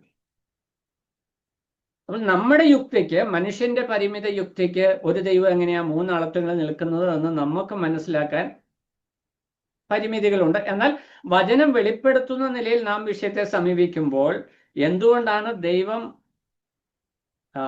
3 ആളത്വങ്ങളിൽ ഏകനെ നിൽക്കുന്നത് എന്ന് ചോദിച്ചാൽ, ഈ 3 ആളത്വങ്ങളുടെയും ദൈവത്വവും ക്വാളിറ്റീസ് എല്ലാം തുല്യമാണ്, യാതൊരു വ്യത്യാസവുമല്ല. എന്നാൽ ഈ 3 പേരും അവർ ചെയ്യുന്ന ശുശ്രൂഷകളിൽ അവർ വ്യത്യസ്തരായ 3 ഇൻഡിപെൻഡന്റ് വ്യക്തികളായി നിൽക്കുമ്പോൾ തന്നെ എല്ലാ നിലയിലും തുല്യരായി, ദൈവത്വ സമത്വമുള്ളവരായിട്ട്, സ്വഭാവ സമത്വമുള്ളവരായിട്ട്, വ്യക്തിത്വത്തിൽ സമത്വമുള്ളവരായിട്ട് നിൽക്കുന്നു. അത് ദൈവത്തിന്റെ പദ്ധതിയാണ്. അതിനെ ചോദ്യം ചെയ്യാൻ മനുഷ്യരായി നമുക്ക് അവകാശമില്ല. ദൈവം വെളിപ്പെടുത്തുന്ന നിലയിൽ ആ കാര്യങ്ങൾ മനസ്സിലാക്കുക എന്നുള്ളതാണ്. അപ്പോൾ യോഹന്നാൻ ഇവിടെ വ്യക്തമായിട്ട് പറഞ്ഞു വരുന്ന വിഷയത്തിൽ രണ്ട് ഇതുമുണ്ട്. യഹൂദന്മാർക്ക് യേശു ക്രിസ്തുവിനെ ദൈവമായിട്ട് അംഗീകരിക്കാൻ ഭയങ്കര ബുദ്ധിമുട്ടാണ്. അതുകൊണ്ട് അവനാണ് വാഗ്ദത്ത മശിഹ എന്ന് അംഗീകരിക്കാൻ അവൻ ദൈവത്തോട് തന്നെത്താൻ സമനാക്കി എന്ന് പറഞ്ഞുകൊണ്ടാണ് കർത്താവിനെ ക്രൂശിക്കുവാനായിട്ട് തന്നെ യഹൂദന്മാരെ തയ്യാറാകുന്നത്. അപ്പോൾ ആ ഒരു പശ്ചാത്തലം കൂടെ മുമ്പിൽ നിർത്തിക്കൊണ്ട് യോഹന്നാൻ വ്യക്തമായിട്ട് പറയുകയാണ്, ലോഗോസ് അല്ലെങ്കിൽ വചനം ആദിയിലുണ്ടായിരുന്നു, ആ വചനം ദൈവത്തോടു കൂടിയായിരുന്നു, വചനം ദൈവമായിരുന്നു. അപ്പോൾ ഇവിടെ ഈ 3 വാക്യങ്ങൾ ചേർത്ത് പറഞ്ഞുകൊണ്ട് വചനത്തെ വ്യക്തമായ നിലയിൽ വെളിപ്പെടുത്തുവാനായിട്ടാണ് താൻ ശ്രദ്ധിക്കുന്നത്. അവിടെ ഒരു കാര്യം പ്രത്യേകമായിട്ട് ഞാൻ ഓർപ്പിച്ചതുപോലെ, വചനം ദൈവമാണ് എന്ന ആളത്വപരമായി ദൈവത്തിൽ നിന്ന് വ്യത്യസ്തനാണ്. അതായത് ദൈവത്തോട് കൂടെ ഉണ്ട് എന്ന് പറയുന്നത്, ചേർന്നിരിക്കുന്നല്ല, വ്യത്യസ്തനായിട്ട് ഇൻഡിപെൻഡന്റ് ആയിട്ടാണ് നിൽക്കുന്നത്. ഈ ബഹുത്വം നമ്മൾ തൃത്വം പഠിച്ചപ്പോൾ ഈ വിഷയങ്ങളൊക്കെ നമ്മൾ കവർ ചെയ്തു പോയതാണ്. ഉൽപ്പത്തി പുസ്തകത്തിൽ തന്നെ ബഹുത്വം സംബന്ധിച്ച സൂചനകളുണ്ട്. പുതിയ നിയമത്തിലേക്ക് വരുമ്പോൾ പിതാവ്, പുത്രൻ, പരിശുദ്ധാത്മാവ് എന്നീ 3 ആളത്വങ്ങളായിട്ട് വ്യക്തമായിട്ട് ദൈവിക ആളത്വങ്ങളെ കുറിച്ച് പറയുന്നുണ്ട്. അപ്പോൾ യോഹന്നാൻ തന്റെ ദൈവശാസ്ത്രം, യേശുക്രിസ്തു ആരാണ് എന്നുള്ള വിഷയം പറഞ്ഞു വരുമ്പോൾ അവിടെ പ്രാരംഭമായിട്ട് ചെയ്തു വരുന്ന വിഷയം യേശുക്രിസ്തുവിന്റെ ദൈവത്തല്ല, വചനത്തിന്റെ ദൈവത്വത്തെ താൻ എടുത്തു കാണിക്കുക. അപ്പം ആദ്യമായിട്ട് യോഹന്നാൻ പറയുന്നത് ഈ ഗ്രീക്ക് വായനക്കാർക്ക് ഇത് യുക്തിയാണ്, ഇതിന്റെ എല്ലാം പിന്നിലെ വ്യാപാര ശക്തി എന്ന് മനസ്സിലാക്കുന്ന വിജാതിയായിരിക്കുന്ന ഗ്രീക്കുകാരോട് യോഹന്നാൻ പറയുന്ന വിഷയം അത് കേവലം ഒരു യുക്തിയല്ല, അതൊരു വ്യക്തിയാണ്, അത് ദൈവമാണ് എന്ന് പറയുകയാണ്. അപ്പോൾ ഇത് വായിച്ച് മുന്നോട്ട് നമ്മൾ അടുത്ത സ്റ്റെപ്പുകൾ വായിക്കുമ്പോൾ ഈ ദൈവത്വത്തിന്റെ പ്രത്യേകതകൾ അല്ലെങ്കിൽ ആ ദൈവം ചെയ്യുന്ന പ്രവൃത്തികളോടുള്ള ബന്ധത്തിൽ ലോഗോസിന്റെ പ്രവൃത്തികളെ വ്യക്തമായിട്ട് പറയുന്നു. 14-ാം വാക്യത്തിൽ വരുമ്പോൾ അവിടെ ഈ വചനം ജഡമായി തീർന്നു എന്ന് യോഹന്നാൻ പറയുക. അപ്പോൾ 1-ാം അധ്യായത്തിൽ വചനത്തെക്കുറിച്ച് പറഞ്ഞു, 14-ാം വാക്യത്തിൽ വന്നപ്പോൾ ആ വചനം ജഡമായി തീർന്നു എന്ന് പറയാം. അപ്പോഴത്തേനും യോഹന്നാൻ ഫോക്കസ്ഡ് ആയിട്ട് വിഷയങ്ങൾ പറഞ്ഞു വരിക. അപ്പോൾ വചനം ജഡമായി തീർന്നു എന്ന് പറയുന്നത് യേശു ക്രിസ്തുവിന്റെ ജഡാവതാരത്തെ കുറിച്ചാണെന്ന് നമുക്ക് എല്ലാവർക്കും അറിയാം. അത് വായിക്കുന്ന അനുവാചകർക്ക് കൃത്യമായിട്ട് അറിയാം. ഇത് ജഡാവതാരം വന്നത്, ദൈവം ജഡമായി വന്നിട്ടുള്ളത് യേശു ക്രിസ്തു ആണ് എന്നുള്ള വിഷയം പറയുന്നു. അതിനുശേഷം 17-ാം വാക്യത്തിലേക്ക് വരുമ്പോൾ ന്യായപ്രമാണം മോശ മുഖാന്തരം ലഭിച്ചു, കൃപയും സത്യവും യേശു ക്രിസ്തു മുഖാന്തരം. 2 യുഗങ്ങളെ അവിടെ സെപ്പറേറ്റ് ചെയ്തുകൊണ്ട് യേശു ക്രിസ്തുവിന്റെ പ്രവൃത്തിയുടെ പുതുയുഗത്തെ അവിടെ വ്യക്തമായിട്ട് അവതരിപ്പിക്കുക. അപ്പോൾ യേശു ക്രിസ്തു ആണ് തൻ്റെ പ്രതിപാദ്യ വിഷയം എന്ന് താൻ പറഞ്ഞു വരുന്നത് 14-ാം വാക്യത്തിൽ ഒരു സൂചന നൽകി. 17-ാം വാക്യത്തിൽ വന്നപ്പോൾ കൃത്യമായിട്ട് താൻ പറയുകയാണ്, ഞാൻ യേശു ക്രിസ്തുവിനെ കുറിച്ചാണ് സംസാരിക്കുവാനായിട്ട് പോകുന്നത്. അപ്പോൾ നമ്മൾ അതിന് മുമ്പിലേക്ക് ആദ്യത്തെ വാക്യങ്ങളിലേക്ക് തന്നെ മടങ്ങി വരികയാണ്. ഈ ലോഗോസ് എങ്ങനെയാണ് ലോഗോസിനെ അവതരിപ്പിക്കുന്നത്? അവിടെ 3-ാം വാക്യത്തിലേക്ക് വരുമ്പോൾ അവിടെ നമ്മൾ വായിക്കുന്നത്, സകലവും അവൻ മുഖാന്തരം ഉളവായി. ഉൽപ്പത്തി പുസ്തകത്തിൽ വായിക്കുമ്പോൾ ആദ്യം ദൈവം ആകാശവും ഭൂമിയും സൃഷ്ടിച്ചു എന്ന് നമ്മൾ വായിക്കുന്നു. ആ വാക്യം ഇതിനുമായിട്ട് ചേർത്ത് വരുമ്പോൾ വചനം, ഇവിടെ അവൻ എന്ന് പറയുന്നത് വചനത്തെയാണ്, വചനത്തെക്കുറിച്ചാണ് യോഹന്നാൻ പറഞ്ഞു വരുന്നത്. വചനം മുഖാന്തരം സകലതും ഉളവായി. അപ്പോൾ ഇവിടെ നമ്മൾ ഉൽപ്പത്തി പുസ്തകം വായിക്കുമ്പോൾ ഉണ്ടാകട്ടെ എന്ന് ദൈവം കൽപ്പിച്ചു, അങ്ങനെ സംഭവിച്ചു നമ്മൾ വായിക്കുന്നുണ്ട്. അപ്പോൾ അവിടെ നമ്മൾ വായിക്കുമ്പോൾ ദൈവം കൽപ്പിച്ചു, അങ്ങനെ സംഭവിച്ചു എന്നാണ് നമ്മൾ മനസ്സിലാക്കുന്നത്. അങ്ങനെ മനസ്സിലാക്കുന്നതിൽ തെറ്റില്ല. എന്നാൽ ആ കൽപ്പിച്ചു എന്നുള്ള വിഷയം, അല്ലെങ്കിൽ ദൈവം കൽപ്പിച്ചു എന്നത്, അല്ലെങ്കിൽ ദൈവത്തിന്റെ വായിൽ നിന്ന് വചനം എന്ന് പറയുന്നത്, അത് ക്രിസ്തുവിനെയാണ് അല്ലെങ്കിൽ ദൈവത്തെയാണ്, യേശുക്രിസ്തുവിനെയാണ് എന്നുള്ള വ്യക്തത നമുക്ക് തരുന്നത് പുതിയ നിയമത്തില്. നമ്മൾ സങ്കീർത്തനങ്ങളിലേക്ക് വരുമ്പോൾ 33-ാം സങ്കീർത്തനം 6-ാം വാക്യത്തിൽ വരുമ്പോൾ അവിടെ ഈ വചനം ഉൽപ്പത്തിക്ക് അല്ലെങ്കിൽ സൃഷ്ടിക്ക് മുഖാന്തരമായി എന്ന് വ്യക്തമായിട്ട് പറയുന്നുണ്ട്. സങ്കീർത്തനം 33:6. അവിടെ നമ്മൾ വായിക്കുന്നത്, യഹോവയുടെ വചനത്താൽ ആകാശവും അവന്റെ വായിലെ ശ്വാസത്താൽ അതിലെ സകല സൈന്യവും ഉളവായി. അപ്പൊ സകലവും അവൻ മുഖാന്തരം ഉളവായി എന്ന് പറയുമ്പോൾ ആ കൽപ്പന അല്ലെങ്കിൽ വചനം എന്ന് പറയുന്നത് യേശുക്രിസ്തുവാണ് എന്നുള്ള വിഷയം നമുക്കറിയാം. ആളത്വപരമായിട്ട് യേശുക്രിസ്തുവാണ് സൃഷ്ടികർത്താവ്. ആ വിഷയം വ്യക്തമായിട്ട് യോഹന്നാൻ ഇവിടെ പറയുന്നത്, സകലവും അവൻ മുഖാന്തരം ഉളവായി. അതുപോലെ തന്നെ സങ്കീർത്തനം 70:20 വരുമ്പോൾ അവൻ തന്റെ വചനത്തെ അയച്ചു അവരെ സൗഖ്യമാക്കി എന്ന് നമ്മൾ വായിക്കുന്നുണ്ട്. അതുപോലെ തന്നെ യെശയ്യാ പ്രവചനം 55:11 വരുമ്പോൾ എൻ്റെ വായിൽ നിന്ന് പുറപ്പെടുന്ന വചനം വെറുതെ എൻ്റെ അടുക്കിലേക്ക് മടങ്ങി വരാതെ എനിക്ക് ഇഷ്ടമുള്ളത് നിവർത്തിക്കുകയും ഞാൻ അയച്ച കാര്യം സാധിപ്പിക്കുകയും ചെയ്യും. ഇതൊരു പ്രവചന വിഷയമാണ്. അപ്പോൾ യേശുക്രിസ്തു സ്രഷ്ടാവാണ് എന്നുള്ള വിഷയത്തോളം പഴയ നിയമത്തിൽ ആളത്വപരമായി യേശുക്രിസ്തു വെളിപ്പെടുന്നതിന് പകരം പലപ്പോഴും വെളിപ്പെടുന്നുണ്ട്. പല രംഗങ്ങൾ നമ്മൾ കാണുന്നുണ്ട്. യഹോവയുടെ ദൂതൻ എന്നുള്ള നിലയിൽ വെളിപ്പെടുന്നതായിട്ടൊക്കെ നമ്മൾ കാണുന്നു. എന്നാൽ സ്രഷ്ടാവ് എന്നുള്ള നിലയിൽ വ്യക്തമായിട്ട് യോഹന്നാൻ ആ വിഷയത്തെ വെളിപ്പെടുത്തുന്നത് പുതിയ നിയമത്തിൽ, അല്ലെ യോഹന്നാൻ തന്റെ സുവിശേഷത്തിലാണ് സൃഷ്ടികർത്താവ് യേശുക്രിസ്തുവാണ് എന്ന് വ്യക്തമായിട്ട് പറയുന്നു. അതുപോലെ എബ്രായ ലേഖനം 1-ാം അധ്യായം 1-2 വരുമ്പോൾ അപ്പോസ്തലനായ പൗലോസ് അവിടെ പറയുന്നുണ്ട്. അതുപോലെ കൊലോസ്യർ 1-16-17 സകലവും സൃഷ്ടിച്ചവൻ യേശുക്രിസ്തു ആണ് എന്ന് വ്യക്തമായിട്ട് പറയുന്നുണ്ട്. അപ്പോൾ ആളത്വപരമായി പിതാവ്, പുത്രൻ, പരിശുദ്ധാത്മാവ് ഈ 3 ആളത്വങ്ങളും സൃഷ്ടികർമ്മത്തിൽ ഒരുമിച്ച് നിൽക്കുന്നു. എന്നാൽ അതിൽ ഓരോരുത്തരുടെയും പങ്കാളിത്തം എന്താണ് എന്ന് ദൈവവചനം പ്രത്യേകമായിട്ട് എടുത്തുകൊണ്ട് യേശുക്രിസ്തുവിന്റെ ദൈവത്വം ഉയർത്തി കാണിക്കുവാനായിട്ട് യോഹന്നാൻ ശ്രദ്ധിക്കുന്നത് കൊണ്ട് സൃഷ്ടികർത്താവ് യേശുവാണ് എന്നുള്ള വിഷയം താൻ ഊന്നൽ കൊടുത്ത്, അല്ലെങ്കിൽ വചനമാണ് സൃഷ്ടാവ് എന്നുള്ള വിഷയം താൻ ഊന്നൽ കൊടുത്ത് അവിടെ പറയുന്നതായിട്ട് നമുക്ക് കാണുവാനായിട്ട് കഴിയും. ഉളവായതൊന്നും അവനെ കൂടാതെ ഉളവായതല്ല എന്ന് നമ്മൾ വായിക്കുന്നു. അപ്പോൾ ഇവിടെ പഴയ നിയമത്തില് ദൈവം വെളിപ്പെടുത്തി തന്നിരിക്കുന്ന വിഷയങ്ങളെ പുതിയ നിയമത്തിലേക്ക്, അല്ലെങ്കിൽ പഴയ നിയമത്തിന്റെ അടിസ്ഥാനത്തിൽ പുതിയ നിയമത്തിൽ വിഷയങ്ങൾ വെളിപ്പെടുത്തി തരികയാണ് യോഹന്നാൻ പ്രത്യേകമായിട്ട് ചെയ്യുന്നത്. ഇവിടെ യോഹന്നാൻ 1:18 വരുമ്പോൾ നമ്മൾ വായിക്കുന്ന ഒരു വിഷയമുണ്ട്. ദൈവത്തെ ആരും ഒരു നാളും കണ്ടിട്ടില്ല, പിതാവിന്റെ മടിയിലിരിക്കുന്ന ഏകജാതനായ പുത്രൻ അവനെ വെളിപ്പെടുത്തിയിരിക്കുന്നു. അപ്പോൾ മനുഷ്യന് കാണുവാൻ കഴിയാത്ത ദൈവത്തെ മനുഷ്യർക്ക് വെളിപ്പെടുത്തിയത് യേശുക്രിസ്തുവാണ്. ആ ദൈവിക മഹത്വം, ദൈവിക ആളത്വം, ദൈവിക സ്വഭാവ സവിശേഷത ഇതൊക്കെ വെളിപ്പെടുത്തിയത് ലോഗോസ് ആണ്, അല്ലെങ്കിൽ വചനമാണ് എന്നുള്ള വിഷയമാണ് വ്യക്തമായിട്ട് എടുത്തു വരുന്നത്. ഈ 1-ാം അധ്യായ പ്രാരംഭ വാക്യങ്ങളിൽ തന്നെ യോഹന്നാൻ ഈ കാര്യം വളരെ വ്യക്തമാക്കുന്നുണ്ട്. 4-ാം വാക്യത്തിലേക്ക് വരുമ്പോൾ നമ്മൾ വായിക്കുന്നത് അവനിൽ ജീവൻ ഉണ്ടായിരുന്നു, ജീവൻ മനുഷ്യരുടെ വെളിച്ചമായിരുന്നു. അപ്പോൾ ഇത് ഉൽപ്പത്തി പുസ്തകം 1-ാം അധ്യായം നമ്മൾ ആരംഭിക്കുമ്പോൾ സൃഷ്ടി വിവരണം വായിക്കുമ്പോഴും നമ്മൾ ആഴത്തിന്മീതെ ഇരുളുണ്ടായിരുന്നു, വെളിച്ചം ഉണ്ടാകട്ടെ എന്ന് ദൈവം കൽപ്പിച്ചു, വെളിച്ചമുണ്ടായി, ഇരുൾ നീങ്ങിപ്പോയി എന്ന് നമ്മൾ വായിക്കുന്നു. അപ്പോൾ അതുമായിട്ട് കമ്പയർ ചെയ്തുകൊണ്ട് ഇവിടെ ഒരു പുതിയ സൃഷ്ടിപ്പിനെ കുറിച്ച് വ്യക്തമായിട്ട് യോഹന്നാൻ എഴുതി വരികയാണ്. അപ്പോൾ ആ ഒരു ശൈലിയിൽ നമ്മൾ ഈ വിഷയം പഠിച്ചു വരുമ്പോൾ ഈ യഹൂദന്മാരായിരിക്കുന്നവർക്ക് സൃഷ്ടാവായിരിക്കുന്ന ദൈവത്തെ യേശു ക്രിസ്തു അല്ലെ ലോഗോസിൽ കാണുവാനായിട്ട് സാധിക്കുന്നു. ലോഗോസ് ഗ്രീക്കുകാരായിട്ടുള്ള ആളുകൾക്ക് അവരുടെ ഉള്ളിൽ ഉണ്ടായിരുന്ന ആ ഗ്രാഹ്യം, അല്ലെങ്കിൽ ദൈവത്തെക്കുറിച്ച്, അല്ലെങ്കിൽ സൃഷ്ടിയുടെ പിന്നിലുള്ള വ്യാപാര ശക്തിയെക്കുറിച്ച് അവർക്കുണ്ടായിരുന്ന ബോധ്യം ഒരു യുക്തി അല്ലെങ്കിൽ ഒരു ബുദ്ധിമണ്ഡലം എന്നതിൽ കവിഞ്ഞ് അത് വ്യക്തിയാണ്, ആളത്വമുള്ള ദൈവമാണ് എന്ന് മനസ്സിലാക്കത്തക്ക നിലയിലാണ് ആ വിഷയം അവതരിപ്പിക്കുന്നത് എന്ന് നമുക്ക് മനസ്സിലാക്കുവാനായിട്ട് കഴിയും.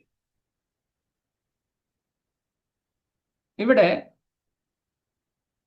നമ്മൾ താഴോട്ട് വായിക്കുമ്പോൾ ഉളവായതൊന്നും അവനെ കൂടാതെ ഉളവായതല്ല, അവനിൽ ജീവൻ ഉണ്ടായിരുന്നു, ജീവൻ മനുഷ്യരുടെ വെളിച്ചമായിരുന്നു. ഇവിടെ ആദ്യം നമ്മൾ വായിച്ചത് സകലവും അവൻ മുഖാന്തരം ഉളവായി.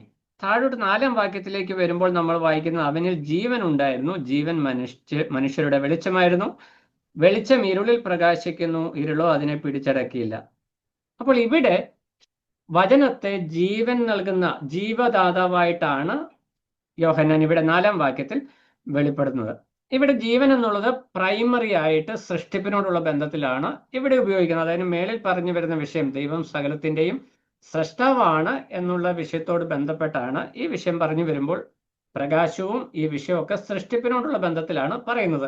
അതാണ് അതിന്റെ പ്രൈമറി ആശയം. എന്നാൽ അതിന്റെ സെക്കൻഡറി ആശയം എന്ന് പറയുന്നത് ഇവിടെ യോഹന്നാൻ പറഞ്ഞു വരുന്ന പുതിയ സൃഷ്ടിയെക്കുറിച്ചാണ്.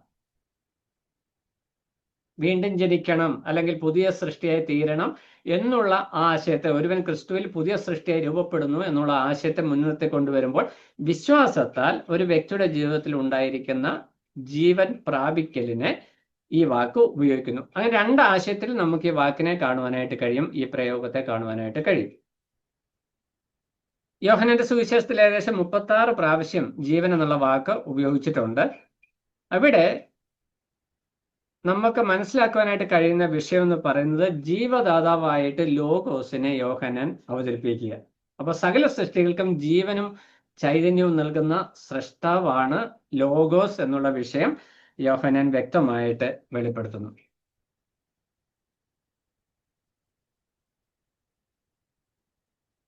നമ്മൾ ഇതിൻ്റെ 7-ാം വാക്യത്തിലേക്ക് വരുമ്പോൾ അവിടെ സാക്ഷ്യത്തെക്കുറിച്ചാണ് നമ്മൾ വായിക്കുന്നത്.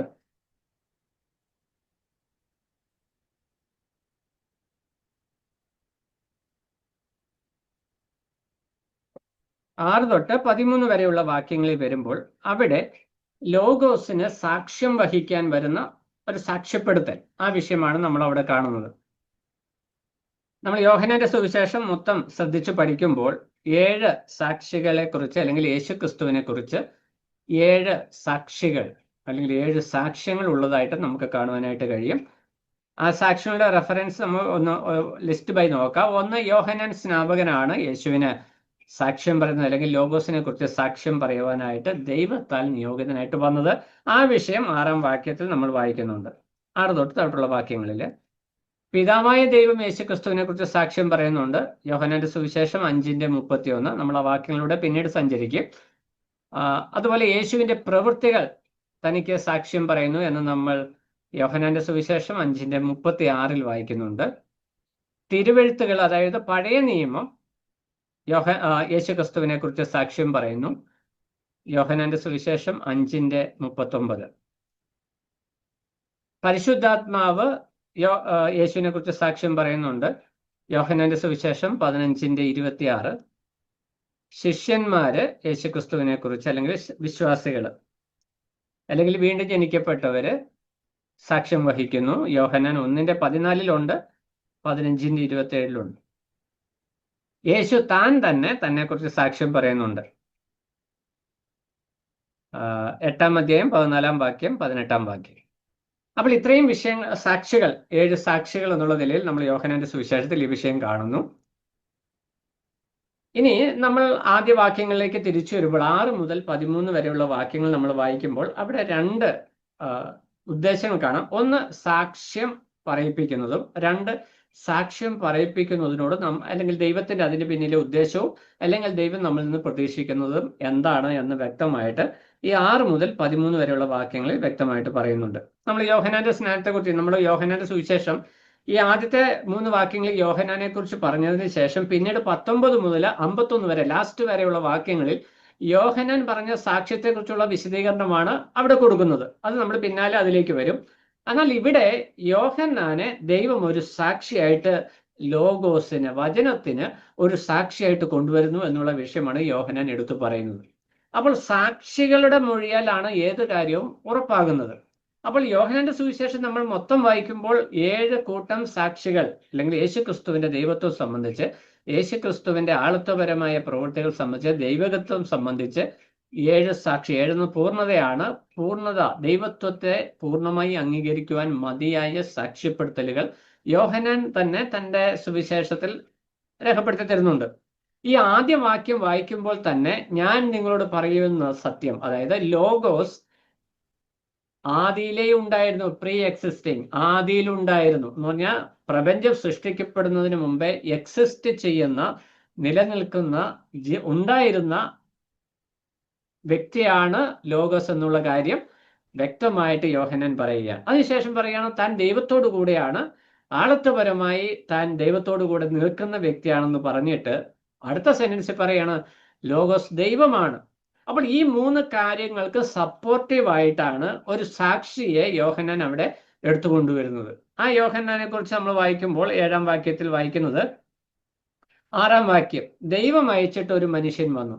അപ്പോൾ ഇവിടെ പ്രത്യേകമായിട്ട് യോഹന്നാൻ എടുത്തു പറയുന്ന ഒരു വിഷയം, ദൈവത്തെക്കുറിച്ച് സാക്ഷ്യം പറയുവാൻ അല്ലെങ്കിൽ ദൈവപുത്രനെ കുറിച്ച് അല്ലെങ്കിൽ വചനത്തെക്കുറിച്ച് സാക്ഷ്യം പറയുവാനായിട്ട് വന്ന സാക്ഷി ദൈവനിയോഗിതനാണ്, ദൈവത്താൽ അയക്കപ്പെട്ടവനാണ്.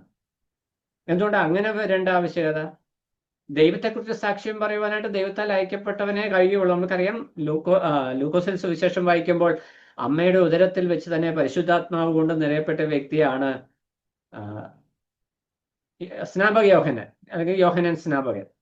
പഴയ നിയമകാലത്തൊക്കെ കുഞ്ഞുങ്ങളുടെ മേൽ അല്ലെങ്കിൽ വ്യക്തികളുടെ മേൽ ആത്മാവ് വന്നു, അവർക്ക് ശക്തി കൊടുത്തു, അവർക്ക് ആ ശുശ്രൂഷയ്ക്ക് ശേഷം ആത്മാവ് അവരെ വിട്ടുപോകുന്നതായിട്ട് നമ്മൾ കാണുന്നുണ്ട്. എന്നാൽ യോഹന്നാൻ സ്നാപകനോടുള്ള ബന്ധത്തിൽ അവൻ അമ്മയുടെ ഉദരത്തിൽ ഉരുവായിക്കുമ്പോൾ തന്നെ പരിശുദ്ധാത്മാവിനാൽ നിറഞ്ഞവനായിട്ടാണ് വരുന്നത്. അപ്പോൾ അവന്റെ നിയോഗം, അവന്റെ ഗർഭാവസ്ഥയിൽ തന്നെ അവന് നിയോഗമുള്ളവനാണ്. ആ നിയോഗം എന്താണ്? യെശയ്യാപ്രവചനത്തിൽ തന്നെ ആ വിഷയം വ്യക്തമായിട്ട് പറയുന്നുണ്ട്. യെശയ്യാപ്രവചനത്തിൽ തനിക്കുള്ള നിയോഗത്തെ വ്യക്തമായിട്ട് സാക്ഷ്യപ്പെടുത്തുന്നുണ്ട്, നമുക്ക് കാണുവാനായിട്ട് കഴിയും. ഇവിടെ യോഹന്നാൻ ഈ വചനത്തെക്കുറിച്ച് സാക്ഷ്യം പറഞ്ഞ് മുന്നോട്ട് വരുമ്പോൾ അവിടെ ദൈവം ഉദ്ദേശിക്കുന്ന മറ്റൊരു പ്രത്യേകതയുണ്ട്. അവൻ പറയുന്നത് 7-ാം വാക്യത്തിൽ വരുമ്പോൾ, അവൻ സാക്ഷ്യത്തിനായി താൻ മുഖാന്തരം എല്ലാവരും വിശ്വസിക്കേണ്ടതിന് വെളിച്ചത്തെക്കുറിച്ച് സാക്ഷ്യം പറവാൻ തന്നെ വന്നു. അപ്പോൾ ദൈവം അയച്ചിട്ട് ഒരു സാക്ഷി വന്നേക്കുകയാണ് ഈ വചനത്തെക്കുറിച്ച് സാക്ഷ്യം പറയുവാൻ. ആ സാക്ഷ്യം പറയുന്നതിന്റെ ഉദ്ദേശം എന്ന് പറയുന്നത് ആ വചനത്തെക്കുറിച്ച് വിശ്വാസത്തിൽ വരിക എന്നുള്ളതാണ്. വചനത്തിന് സാക്ഷ്യം വഹിക്കുന്നതിന്റെ ഉദ്ദേശം എന്ന് പറയുന്നത് കേൾക്കുന്നവരും വായിക്കുന്നവരും ഈ സാക്ഷ്യത്തിന്റെ അടിസ്ഥാനത്തിൽ വചനത്തിൽ വിശ്വസിക്കണം. 12-ാം വാക്യത്തിലേക്ക് വരുമ്പോൾ എങ്ങനെ വിശ്വസിക്കണം എന്ന് അവിടെ വ്യക്തമായിട്ട് പറയുകയാണ്. അവനെ കൈക്കൊണ്ട് അവന്റെ നാമത്തിൽ വിശ്വസിക്കുന്ന ഏവർക്കും ദൈവമക്കളാകുവാൻ അവന് അധികാരം കൊടുത്തു. ഇതിവിടെ ഒറ്റ വാക്കിൽ വായിക്കുമ്പോൾ, നമ്മൾ ഈ വാക്യം കാണാപ്പാടൊക്കെ വായിക്കുന്നുണ്ട്, ആൾക്കാരോട് സുവിശേഷം പറയുമ്പോൾ പറയുന്നുണ്ട്, കാര്യങ്ങളൊക്കെ ശരിയാ. പക്ഷെ ഈ 1 മുതലുള്ള വാക്യങ്ങൾ വായിച്ചു വരുമ്പോൾ ഈ വാക്യം ഉൽപ്പത്തി പുസ്തകം 1-ാം അധ്യായത്തിൽ സൃഷ്ടി വിവരണത്തെ കുറിച്ച് പറയുന്ന പോലെ തന്നെയാണ്. എന്നാൽ 2-3 അധ്യായങ്ങളിലേക്ക് 2-ാം അധ്യായത്തിലോട്ട് വരുമ്പോഴാണ് അത് ഡീറ്റെയിൽഡ് ആയിട്ട് ഫസ്റ്റ് പാരഗ്രാഫിലെ ഒറ്റ വാക്കിൽ പറഞ്ഞതിന് ശേഷം പിന്നീടാണ് അത് വിശദീകരിച്ചു പറയുന്നത് എന്ന് പറഞ്ഞതുപോലെ, യോഹന്നാൻ ആദ്യത്തെ വാക്കുകളിൽ വചനത്തെക്കുറിച്ചും വചനം ദൈവമാണ്, വചനം സൃഷ്ടാവാണ് എന്ന് പറഞ്ഞതിന് ശേഷം വചനം എന്തുകൊണ്ട് വന്നിരിക്കുന്നു, അല്ലെ വചനം വന്നതിന്റെ ഉദ്ദേശം എന്താണ് എന്നുള്ളത് വ്യക്തമാക്കുന്നത് പിന്നീടുള്ള വാക്യങ്ങളിലാണ്. അപ്പോൾ ഇവിടെ യോഹന്നാൻ സാക്ഷിയായിട്ട് വന്നതിന്റെ ഉദ്ദേശം എന്ന് പറയുന്നത് സാക്ഷ്യം വഹിക്കുകയാണ്. സാക്ഷ്യം പറയുന്നതിന്റെ ഉദ്ദേശം ഇത് കേൾക്കുന്നവരും വായിക്കുന്നവരും ഈ സാക്ഷ്യം വിശ്വസിക്കുവാനായിട്ട് ഇടയായിത്തീരണം.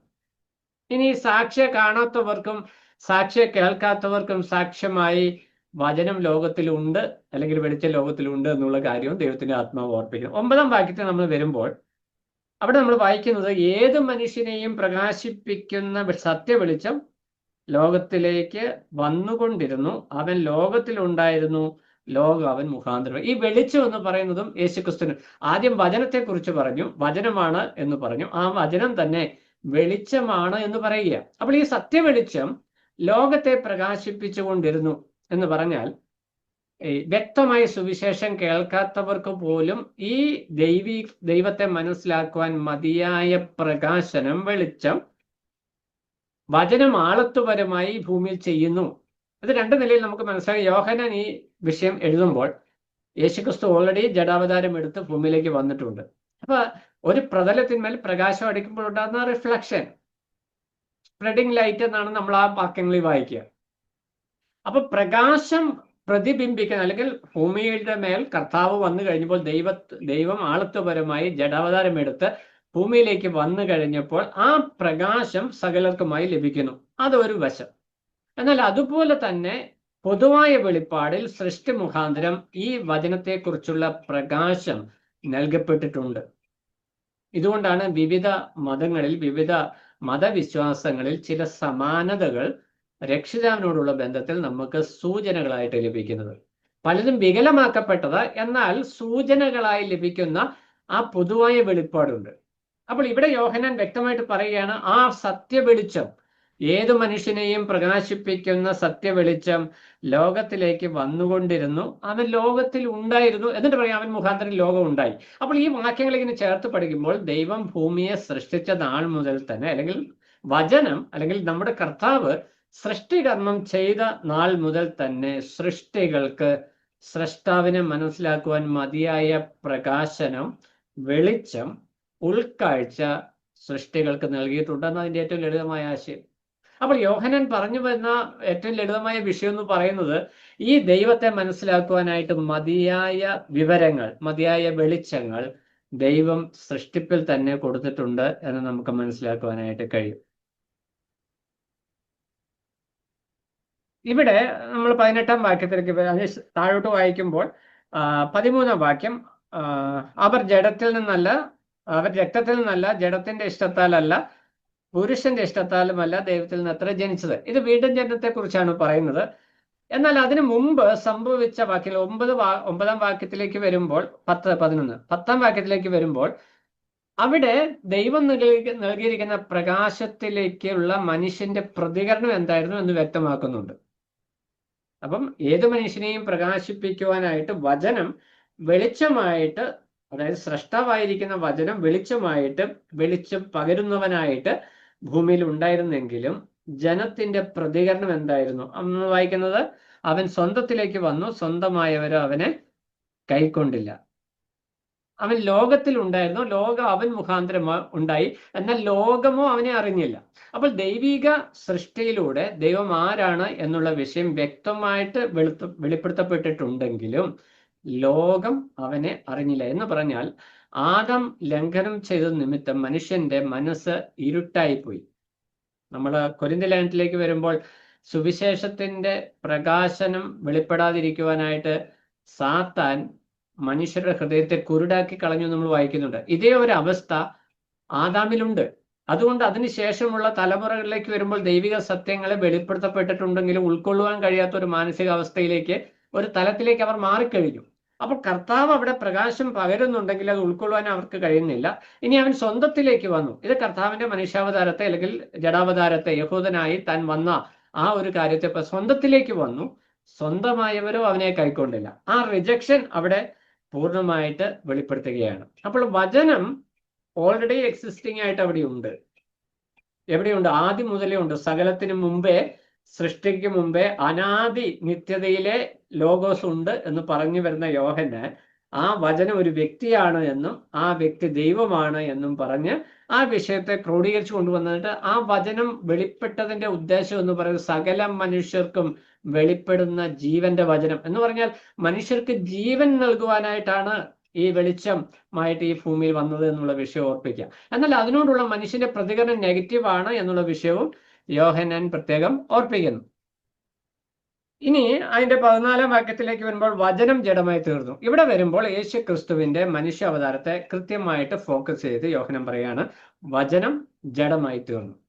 അപ്പോൾ ഈ ലോഗോസ് എന്ന് പറയുന്ന വചനം അത് കേവലം ഒരു യുക്തിയല്ല, ഏതെങ്കിലും ഒരു പ്രത്യേക ഒരു ബ്രെയിൻ അല്ലെങ്കിൽ ഒരു യുക്തി സഹജമായിരിക്കുന്ന ഒരു കാര്യമല്ല, അത് ദൈവമാണെന്ന് പറഞ്ഞിട്ട് പറയുകയാണ്. ആ ദൈവം, സൃഷ്ടാവായിരിക്കുന്ന ദൈവം ജഡമായി തീർന്നു, കൃപയും സത്യവും നിറഞ്ഞവനായി നമ്മുടെ ഇടയിൽ പാർത്തു. അപ്പോൾ യോഹന്നാൻ ആ വിഷയത്തെ പേഴ്സണലൈസ് ചെയ്ത് കൊണ്ടുവരികയാണ്. തൻ്റെ വ്യക്തി ജീവിതത്തിലെ അനുഭവമായിട്ട് കൊണ്ടുവന്ന് താൻ ഈ ലോഗോസിനെ കുറിച്ച് സാക്ഷ്യം പറയുക. ആദ്യം യോഹന്നാൻ സ്നാപകനെ സാക്ഷിയായിട്ട് അയച്ചെന്ന് പറഞ്ഞു. അതിനുശേഷം യേശുക്രിസ്തു താൻ വെളിച്ചമാണ് എന്നുള്ള സാക്ഷ്യം പറഞ്ഞു എന്നുള്ള വിഷയം പറഞ്ഞതിന് ശേഷം താൻ പറയുകയാണ്, അവൻ നമ്മുടെ ഇടയിൽ പാർത്തു, എന്നിട്ട് ഞങ്ങൾ അവന്റെ തേജസ് പിതാവിൽ നിന്ന് ഏകജാതനായവന്റെ തേജസ്സായി കണ്ടു. അവിടെ യേശുക്രിസ്തു ദൈവത്തിന്റെ ഏകജാതനാണ് എന്നുള്ള വിഷയം യോഹന്നാൻ കൃത്യമായിട്ട് പറയുക. ഈ വചനം എന്ന് പറയുന്നത് ദൈവത്തിന്റെ ഏകജാതനായ പുത്രനാണ് എന്നുള്ള വിഷയം യോഹന്നാൻ ഫോക്കസ് ചെയ്ത് പറയുകയാണ്. ഇനി അതിന്റെ മുമ്പോട്ട് നമ്മൾ പരിശോധിക്കുമ്പോൾ ഈ വിഷയം തന്നെയാണ് യോഹന്നാൻ അവനെ കുറിച്ച് സാക്ഷിച്ച് വീണ്ടും യോഹന്നാൻ സ്നാപകൻ പറഞ്ഞ വിഷയത്തെ എടുത്തുദ്ധരിക്കുകയാണ്. കാരണം ഈ ദൈവം അയച്ചിട്ട് വന്ന പുരുഷനായിരിക്കുന്ന യോഹന്നാൻ സ്നാപകൻ യേശുക്രിസ്തുവിനെ കുറിച്ച് എന്തു പറഞ്ഞിരിക്കുന്നു എന്നതിനാണ് 1-ാം അധ്യായത്തിൽ പ്രാമുഖ്യം കൊടുത്തിരിക്കുന്നത്. അതിനോട് ചേർത്ത് തൻ്റെ ഉൾക്കാഴ്ചയും യേശുക്രിസ്തു പറഞ്ഞ വാക്കുകളും അതുമായിട്ട് ബന്ധപ്പെട്ട വിഷയങ്ങളും യോഹന്നാൻ ചേർത്ത് പറയുന്നു. ഇത് പറയുന്നതിൻ്റെ ഒരു സമ്മറി അല്ലെങ്കിൽ എന്തുകൊണ്ട് 1-ാം അധ്യായത്തിൽ ഇത്ര ഈ ഒരു നിലയിൽ ഈ കാര്യങ്ങൾ ഒത്തിരി വിഷയങ്ങൾ 1-2 സെന്റൻസിൽ പറയുന്നു എന്ന് ചോദിച്ചു കഴിഞ്ഞാൽ ഇതൊരു ശൈലിയാണ്. അവതരണ ശൈലിയിൽ ഈ അനുവാചകർക്ക് കാര്യം പെട്ടെന്ന് മനസ്സിലാക്കുകയും ചെയ്യണം. ഒറ്റ വാക്കിൽ പെട്ടെന്ന് വിഷയങ്ങൾ പറയാം. പിന്നീടാണ് ഇതിന്റെ വിശദീകരണം ഈ അധ്യായങ്ങളിലൂടെ കടന്നു പോകുന്നത് എന്ന് കാണുവാനായിട്ട് കഴിയും. എന്നാൽ ഇവിടെ 18-ാം വാക്യത്തിലേക്ക് വരുമ്പോൾ അവിടെ യേശു ക്രിസ്തു തന്നെത്താൻ ദൈവത്തെ വെളിപ്പെടുത്തുന്നു എന്നുള്ള വിഷയം വ്യക്തമായിട്ട് പറയുകയാണ്. യോഹന്നാൻ ആ ഒരു സെക്ഷൻ, ആ പാരഗ്രാഫ് അങ്ങനെയാണ് 18-ാം വാക്യത്തിൽ കൊണ്ടുവന്ന് അവസാനിപ്പിക്കുന്നത്. ദൈവത്തെ ആദ്യം ഒരു നാളും കണ്ടിട്ടില്ല, പിതാവിന്റെ മടിയിലിരിക്കുന്ന ഏകജാതനായ പുത്രൻ അവനെ വെളിപ്പെടുത്തിയിരിക്കുന്നു. അപ്പോൾ ഈ ലോഗോസ് ആരാണ് എന്നുള്ള വിഷയത്തെ യോഹന്നാൻ കോൺസെൻട്രേറ്റ് ചെയ്ത് കൊണ്ടുവന്ന് അതിന്റെ വിവിധ വശങ്ങളെ സംസാരിച്ച് കൊണ്ടുവന്ന് 18-ാം വാക്യത്തിൽ വരുമ്പോൾ പറയുന്ന ദൈവത്തെ ആരും ഒരു നാളും കണ്ടിട്ടില്ല. പിതാവിന്റെ മടിയിലിരിക്കുന്ന ഏകജാതനായ പുത്രൻ അവനെ വെളിപ്പെടുത്തി. ഈ ഏകജാതനായ ഇവന്റെ തേജസ്സായി കണ്ടെന്ന് താൻ 15-ാം വാക്യത്തിൽ പറഞ്ഞതിന് ശേഷമാണ് 18-ാം വാക്യത്തില് ഏകജാതനായിരിക്കുന്ന പുത്രൻ അവന് വെളിപ്പെടുത്തി എന്ന് പറയുന്നത്. നമ്മൾ അതിനെക്കുറിച്ച് പഠിക്കുമ്പോൾ, നമ്മൾ ലേഖനങ്ങളിലൂടെ സഞ്ചരിക്കുമ്പോൾ, ദൈവത്തെക്കുറിച്ച് നമ്മൾ മനസ്സിലാക്കുമ്പോൾ മനുഷ്യർ ആരും കാണാത്തവനും കാണാൻ കഴിയാത്തവനുമാണ് ദൈവം എന്ന് പറയുന്നുണ്ട്. 1 തിമോഥെയോസ് 6:16 മനുഷ്യർ ആരും കാണാത്തവനും കാണാൻ കഴിയാത്തവനുമാണ് ദൈവം. ഇവിടെ യോഹന്നാൻ പറയുന്നത് ദൈവത്തെ ആരും ഒരു നാളും കണ്ടിട്ടില്ല. അപ്പോൾ മനുഷ്യർക്ക് നഗ്നനേത്രങ്ങൾ കൊണ്ട് സ്വയ പരിശ്രമം കൊണ്ട് കണ്ടെത്താൻ കഴിയാത്ത അത്യുന്നതനായിരിക്കുന്ന വ്യക്തിപ്രഭാവമാണ് ദൈവം എന്ന് മനസ്സിലാക്കുവാനായിട്ട് കഴിയും. ആ ദൈവത്തെ മനുഷ്യന് നേരിൽ കാണുവാനോ ദൈവത്തെ കാണാൻ കഴിയില്ല എന്ന് വ്യക്തമായിട്ട് പറയുന്നു. ആ ദൈവത്തെ പുത്രൻ എന്ത് ചെയ്തു? അല്ലെങ്കിൽ ലോഗോസ് അല്ലെങ്കിൽ വചനം വെളിപ്പെടുത്തി. കർത്താവ് തന്നെ ആ വിഷയം പറയുന്നുണ്ട്. പുത്രൻ വെളിപ്പെടുത്തുന്നു എങ്കിൽ മാത്രമേ, വെളിപ്പെടുത്തി കൊടുക്കുന്ന വ്യക്തികൾക്ക് മാത്രമേ ഈ ദൈവത്തെ മനസ്സിലാക്കാൻ കഴിയത്തുള്ളൂ. ലൂക്കോസിന്റെ സുവിശേഷം 10:22, യോഹന്നാൻ 14.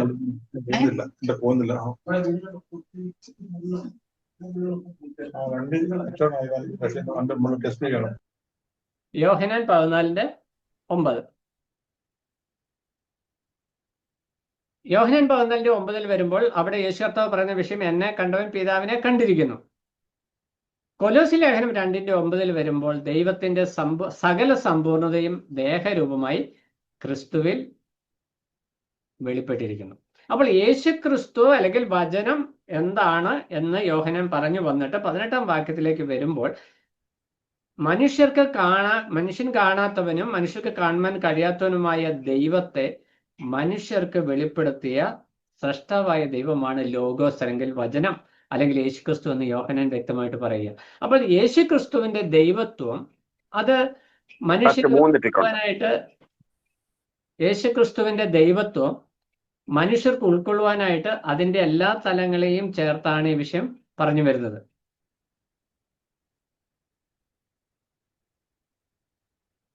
ഇനി ദൈവത്തോട്, ഈ വെളിപ്പെടുത്തപ്പെട്ട ദൈവിക സത്യത്തോട് മനുഷ്യന്റെ ഉത്തരവാദിത്വം എന്താണ്? ആ വിഷയം കൂടെ ഇതിനോട് ചേർത്ത് നമ്മൾ വായിക്കുന്നുണ്ട്. യോഹന്നാന്റെ സുവിശേഷം 3:36 വരുമ്പോൾ പുത്രനിൽ വിശ്വസിച്ച് നിത്യജീവൻ പ്രാപിക്കുക എന്നുള്ളതാണ് ഈ ദൈവിക വെളിപ്പാടിന്റെ ഉദ്ദേശം എന്ന് പറയുന്നത്.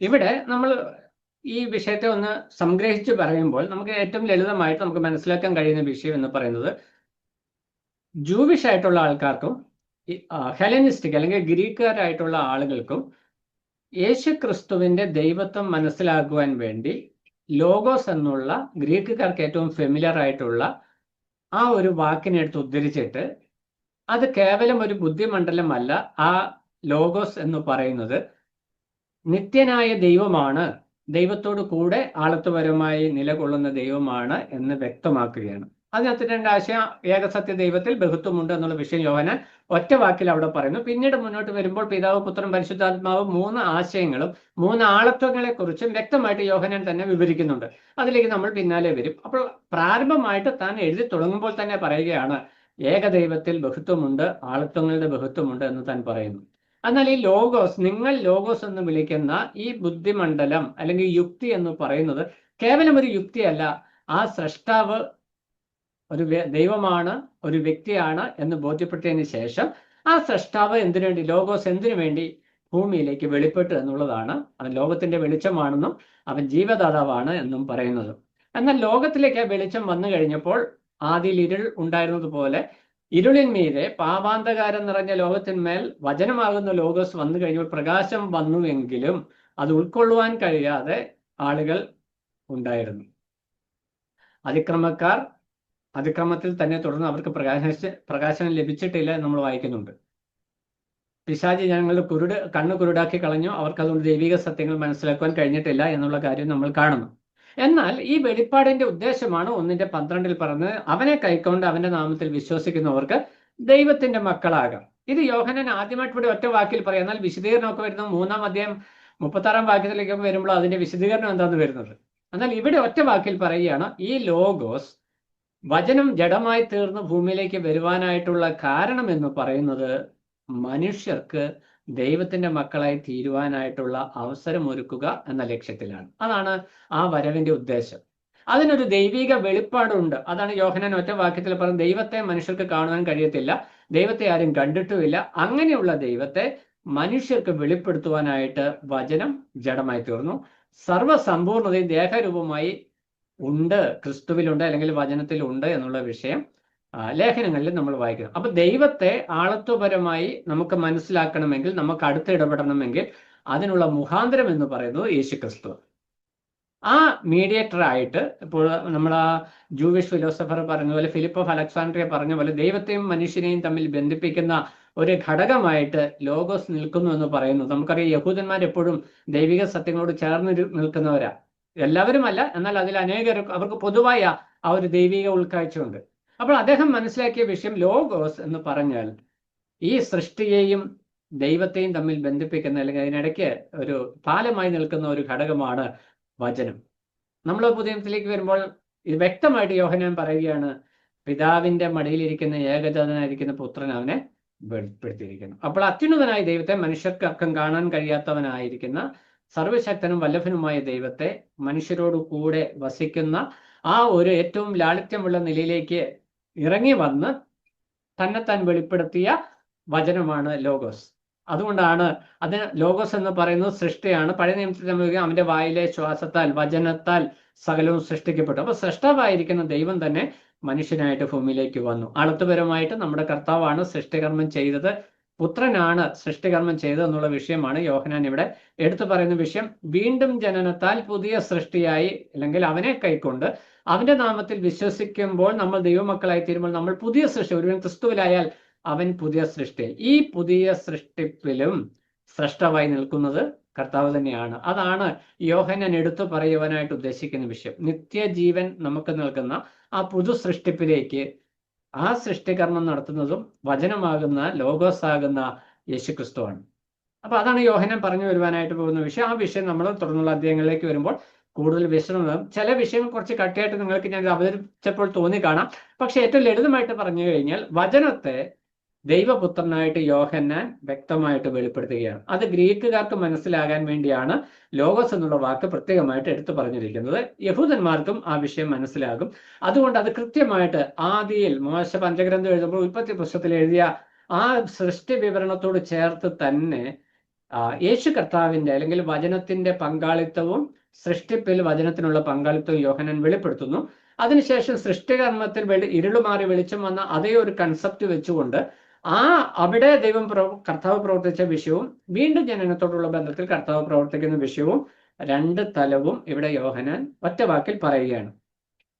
18-ാം വാക്യത്തിലേക്ക് വരുമ്പോൾ, അവസാനമായിട്ട് വരുമ്പോൾ 17-ാം വാക്യത്തിൽ വരുമ്പോൾ ന്യായപ്രമാണ യുഗം അവസാനിച്ച് കൃപായുഗത്തിന്റെ ആരംഭം യേശു കർത്താവിൽ കുറിക്കുന്നു എന്നുള്ള വിഷയവും യോഹന്നാൻ വ്യക്തമാക്കുന്നു. അതുകൊണ്ടാണ് പറയുന്നത്, യോഹന്നാൻ ഒറ്റ അധ്യായത്തില് ഒത്തിരി ദൈവശാസ്ത്ര കൺസെപ്റ്റുകൾ ഒരുമിച്ച് കൊണ്ടുവരിക. എന്നാൽ അതിന്റെ വിശദീകരണം തുടർന്നുള്ള അധ്യായങ്ങളിൽ നൽകുന്നത് കൊണ്ട് നമ്മൾക്ക് ഈ ഒരു ഗ്രാഹ്യത്തിൽ തന്നെ നിൽക്കാം. 1-ാം അധ്യായത്തിൽ പറഞ്ഞു നിൽക്കുന്ന ഈ സമ്മറി അതങ്ങനെ തന്നെ ഉൾക്കൊണ്ട് അടുത്ത അധ്യായങ്ങളിലേക്ക് വരുമ്പോൾ, അടുത്ത വാക്യങ്ങളിലേക്ക് വരുമ്പോൾ അതിന്റെ വിശദീകരണത്തിലേക്ക് നമ്മൾ കടന്നു വരും. ഇവിടെ യോഹന്നാൻ 5-ാം വാക്യത്തിൽ യോഹന്നാൻ സ്നാപകൻ സാക്ഷിയായിട്ട് വന്നു എന്ന് പറഞ്ഞു 2 സെന്റൻസ് പറഞ്ഞു, അവിടെ വിട്ടു. പിന്നെ ആ വിഷയത്തെക്കുറിച്ച് പറഞ്ഞു. പിന്നെ 15-ാം വാക്യത്തിൽ വരുമ്പോൾ 1 സെന്റൻസ് പറയുന്നു. പിന്നെ 19 മുതൽ അവസാനം വരെയും 50-ാം വാക്യം വരെ ഫുൾ വാക്യങ്ങളും യോഹന്നാൻ സ്നാപകൻ എങ്ങനെയാണ് സാക്ഷ്യം വഹിച്ചത് എന്നുള്ള വിഷയമാണ് യോഹന്നാൻ വെളിപ്പെടുത്തുന്നത്. അത് വളരെ ഹൃദയസ്പർശിയായിരിക്കുന്ന ഒരു വിഷയമാണ്. നമ്മളെ ദൈവം ഏൽപ്പിച്ച നിയോഗത്തില് നമ്മുടെ കാഴ്ചപ്പാട് എങ്ങനെയായിരിക്കണമെന്ന് കൃത്യമായിട്ട് വരച്ചു തരുന്ന ഒരു വിഷയമാണ് യോഹന്നാൻ സ്നാപകൻ ചെയ്ത സാക്ഷി ശുശ്രൂഷ. അത് ദൈവം എന്ന് വെച്ചാൽ നമുക്ക് അടുത്ത ക്ലാസ്സിൽ നമുക്ക് ആ വാക്യത്തിലേക്ക് വരാം. അപ്പോൾ ആദ്യമായിട്ട് ഗ്രീക്കുകാർക്ക്, വിജാതീയരായിരിക്കുന്ന ഗ്രീക്ക് ഭാഷ സംസാരിക്കുന്ന ആളുകൾക്ക് യേശു ക്രിസ്തുവിന്റെ ദൈവത്വം വെളിപ്പെടുത്തി കൊടുക്കുക എന്നുള്ളതാണ് പ്രൈമറി ആയിട്ട് ലോഗോസ് എന്ന വാക്ക് ഉപയോഗിച്ചതിന്റെ ഉദ്ദേശം. അപ്പൊ അതുകൊണ്ട് ദൈവശാസ്ത്രപരമായിട്ട് ലോഗോസ് എന്ന് പറയുന്നത് യേശുക്രിസ്തു തന്നെയാണ്. നമ്മൾക്ക് വിജാതീയരായിരുന്നു, യഹൂദന്മാരും ജൂയിഷ് ഫിലോസഫർ ആയിരിക്കുന്ന യഹൂദനൻ ഫിലിപ്പ് ഓഫ് അലക്സാണ്ട്രിയം മനസ്സിലാക്കിയ വിഷയം ഈ ലോഗോസ് എന്ന് പറഞ്ഞാൽ സൃഷ്ടിയെയും സൃഷ്ടാവിനെയും ബന്ധിപ്പിക്കുന്ന ദൈവപുത്രനാണ് അല്ലെങ്കിൽ വചനമാണ് എന്നുള്ള വിഷയം അദ്ദേഹം ഉൾക്കൊണ്ടു. എന്ന് പറഞ്ഞാൽ യഹൂദന്മാർക്കും ലോഗോസ് എന്ന് പറഞ്ഞാൽ ദൈവപുത്രനാണ് എന്ന് മനസ്സിലാക്കുവാനായിട്ട് മതിയായ വിവരങ്ങൾ യോഹന്നാൻ നൽകുന്നു. വരുന്ന ദിവസങ്ങളിൽ ഈ വിഷയം കൂടുതലായിട്ട് പഠിക്കുവാനായിട്ട് ദൈവത്തിന്റെ ആത്മാവ് നമ്മളെ സഹായിക്കട്ടെ. ദൈവനാമം മഹത്വപ്പെടുമാറാകട്ടെ.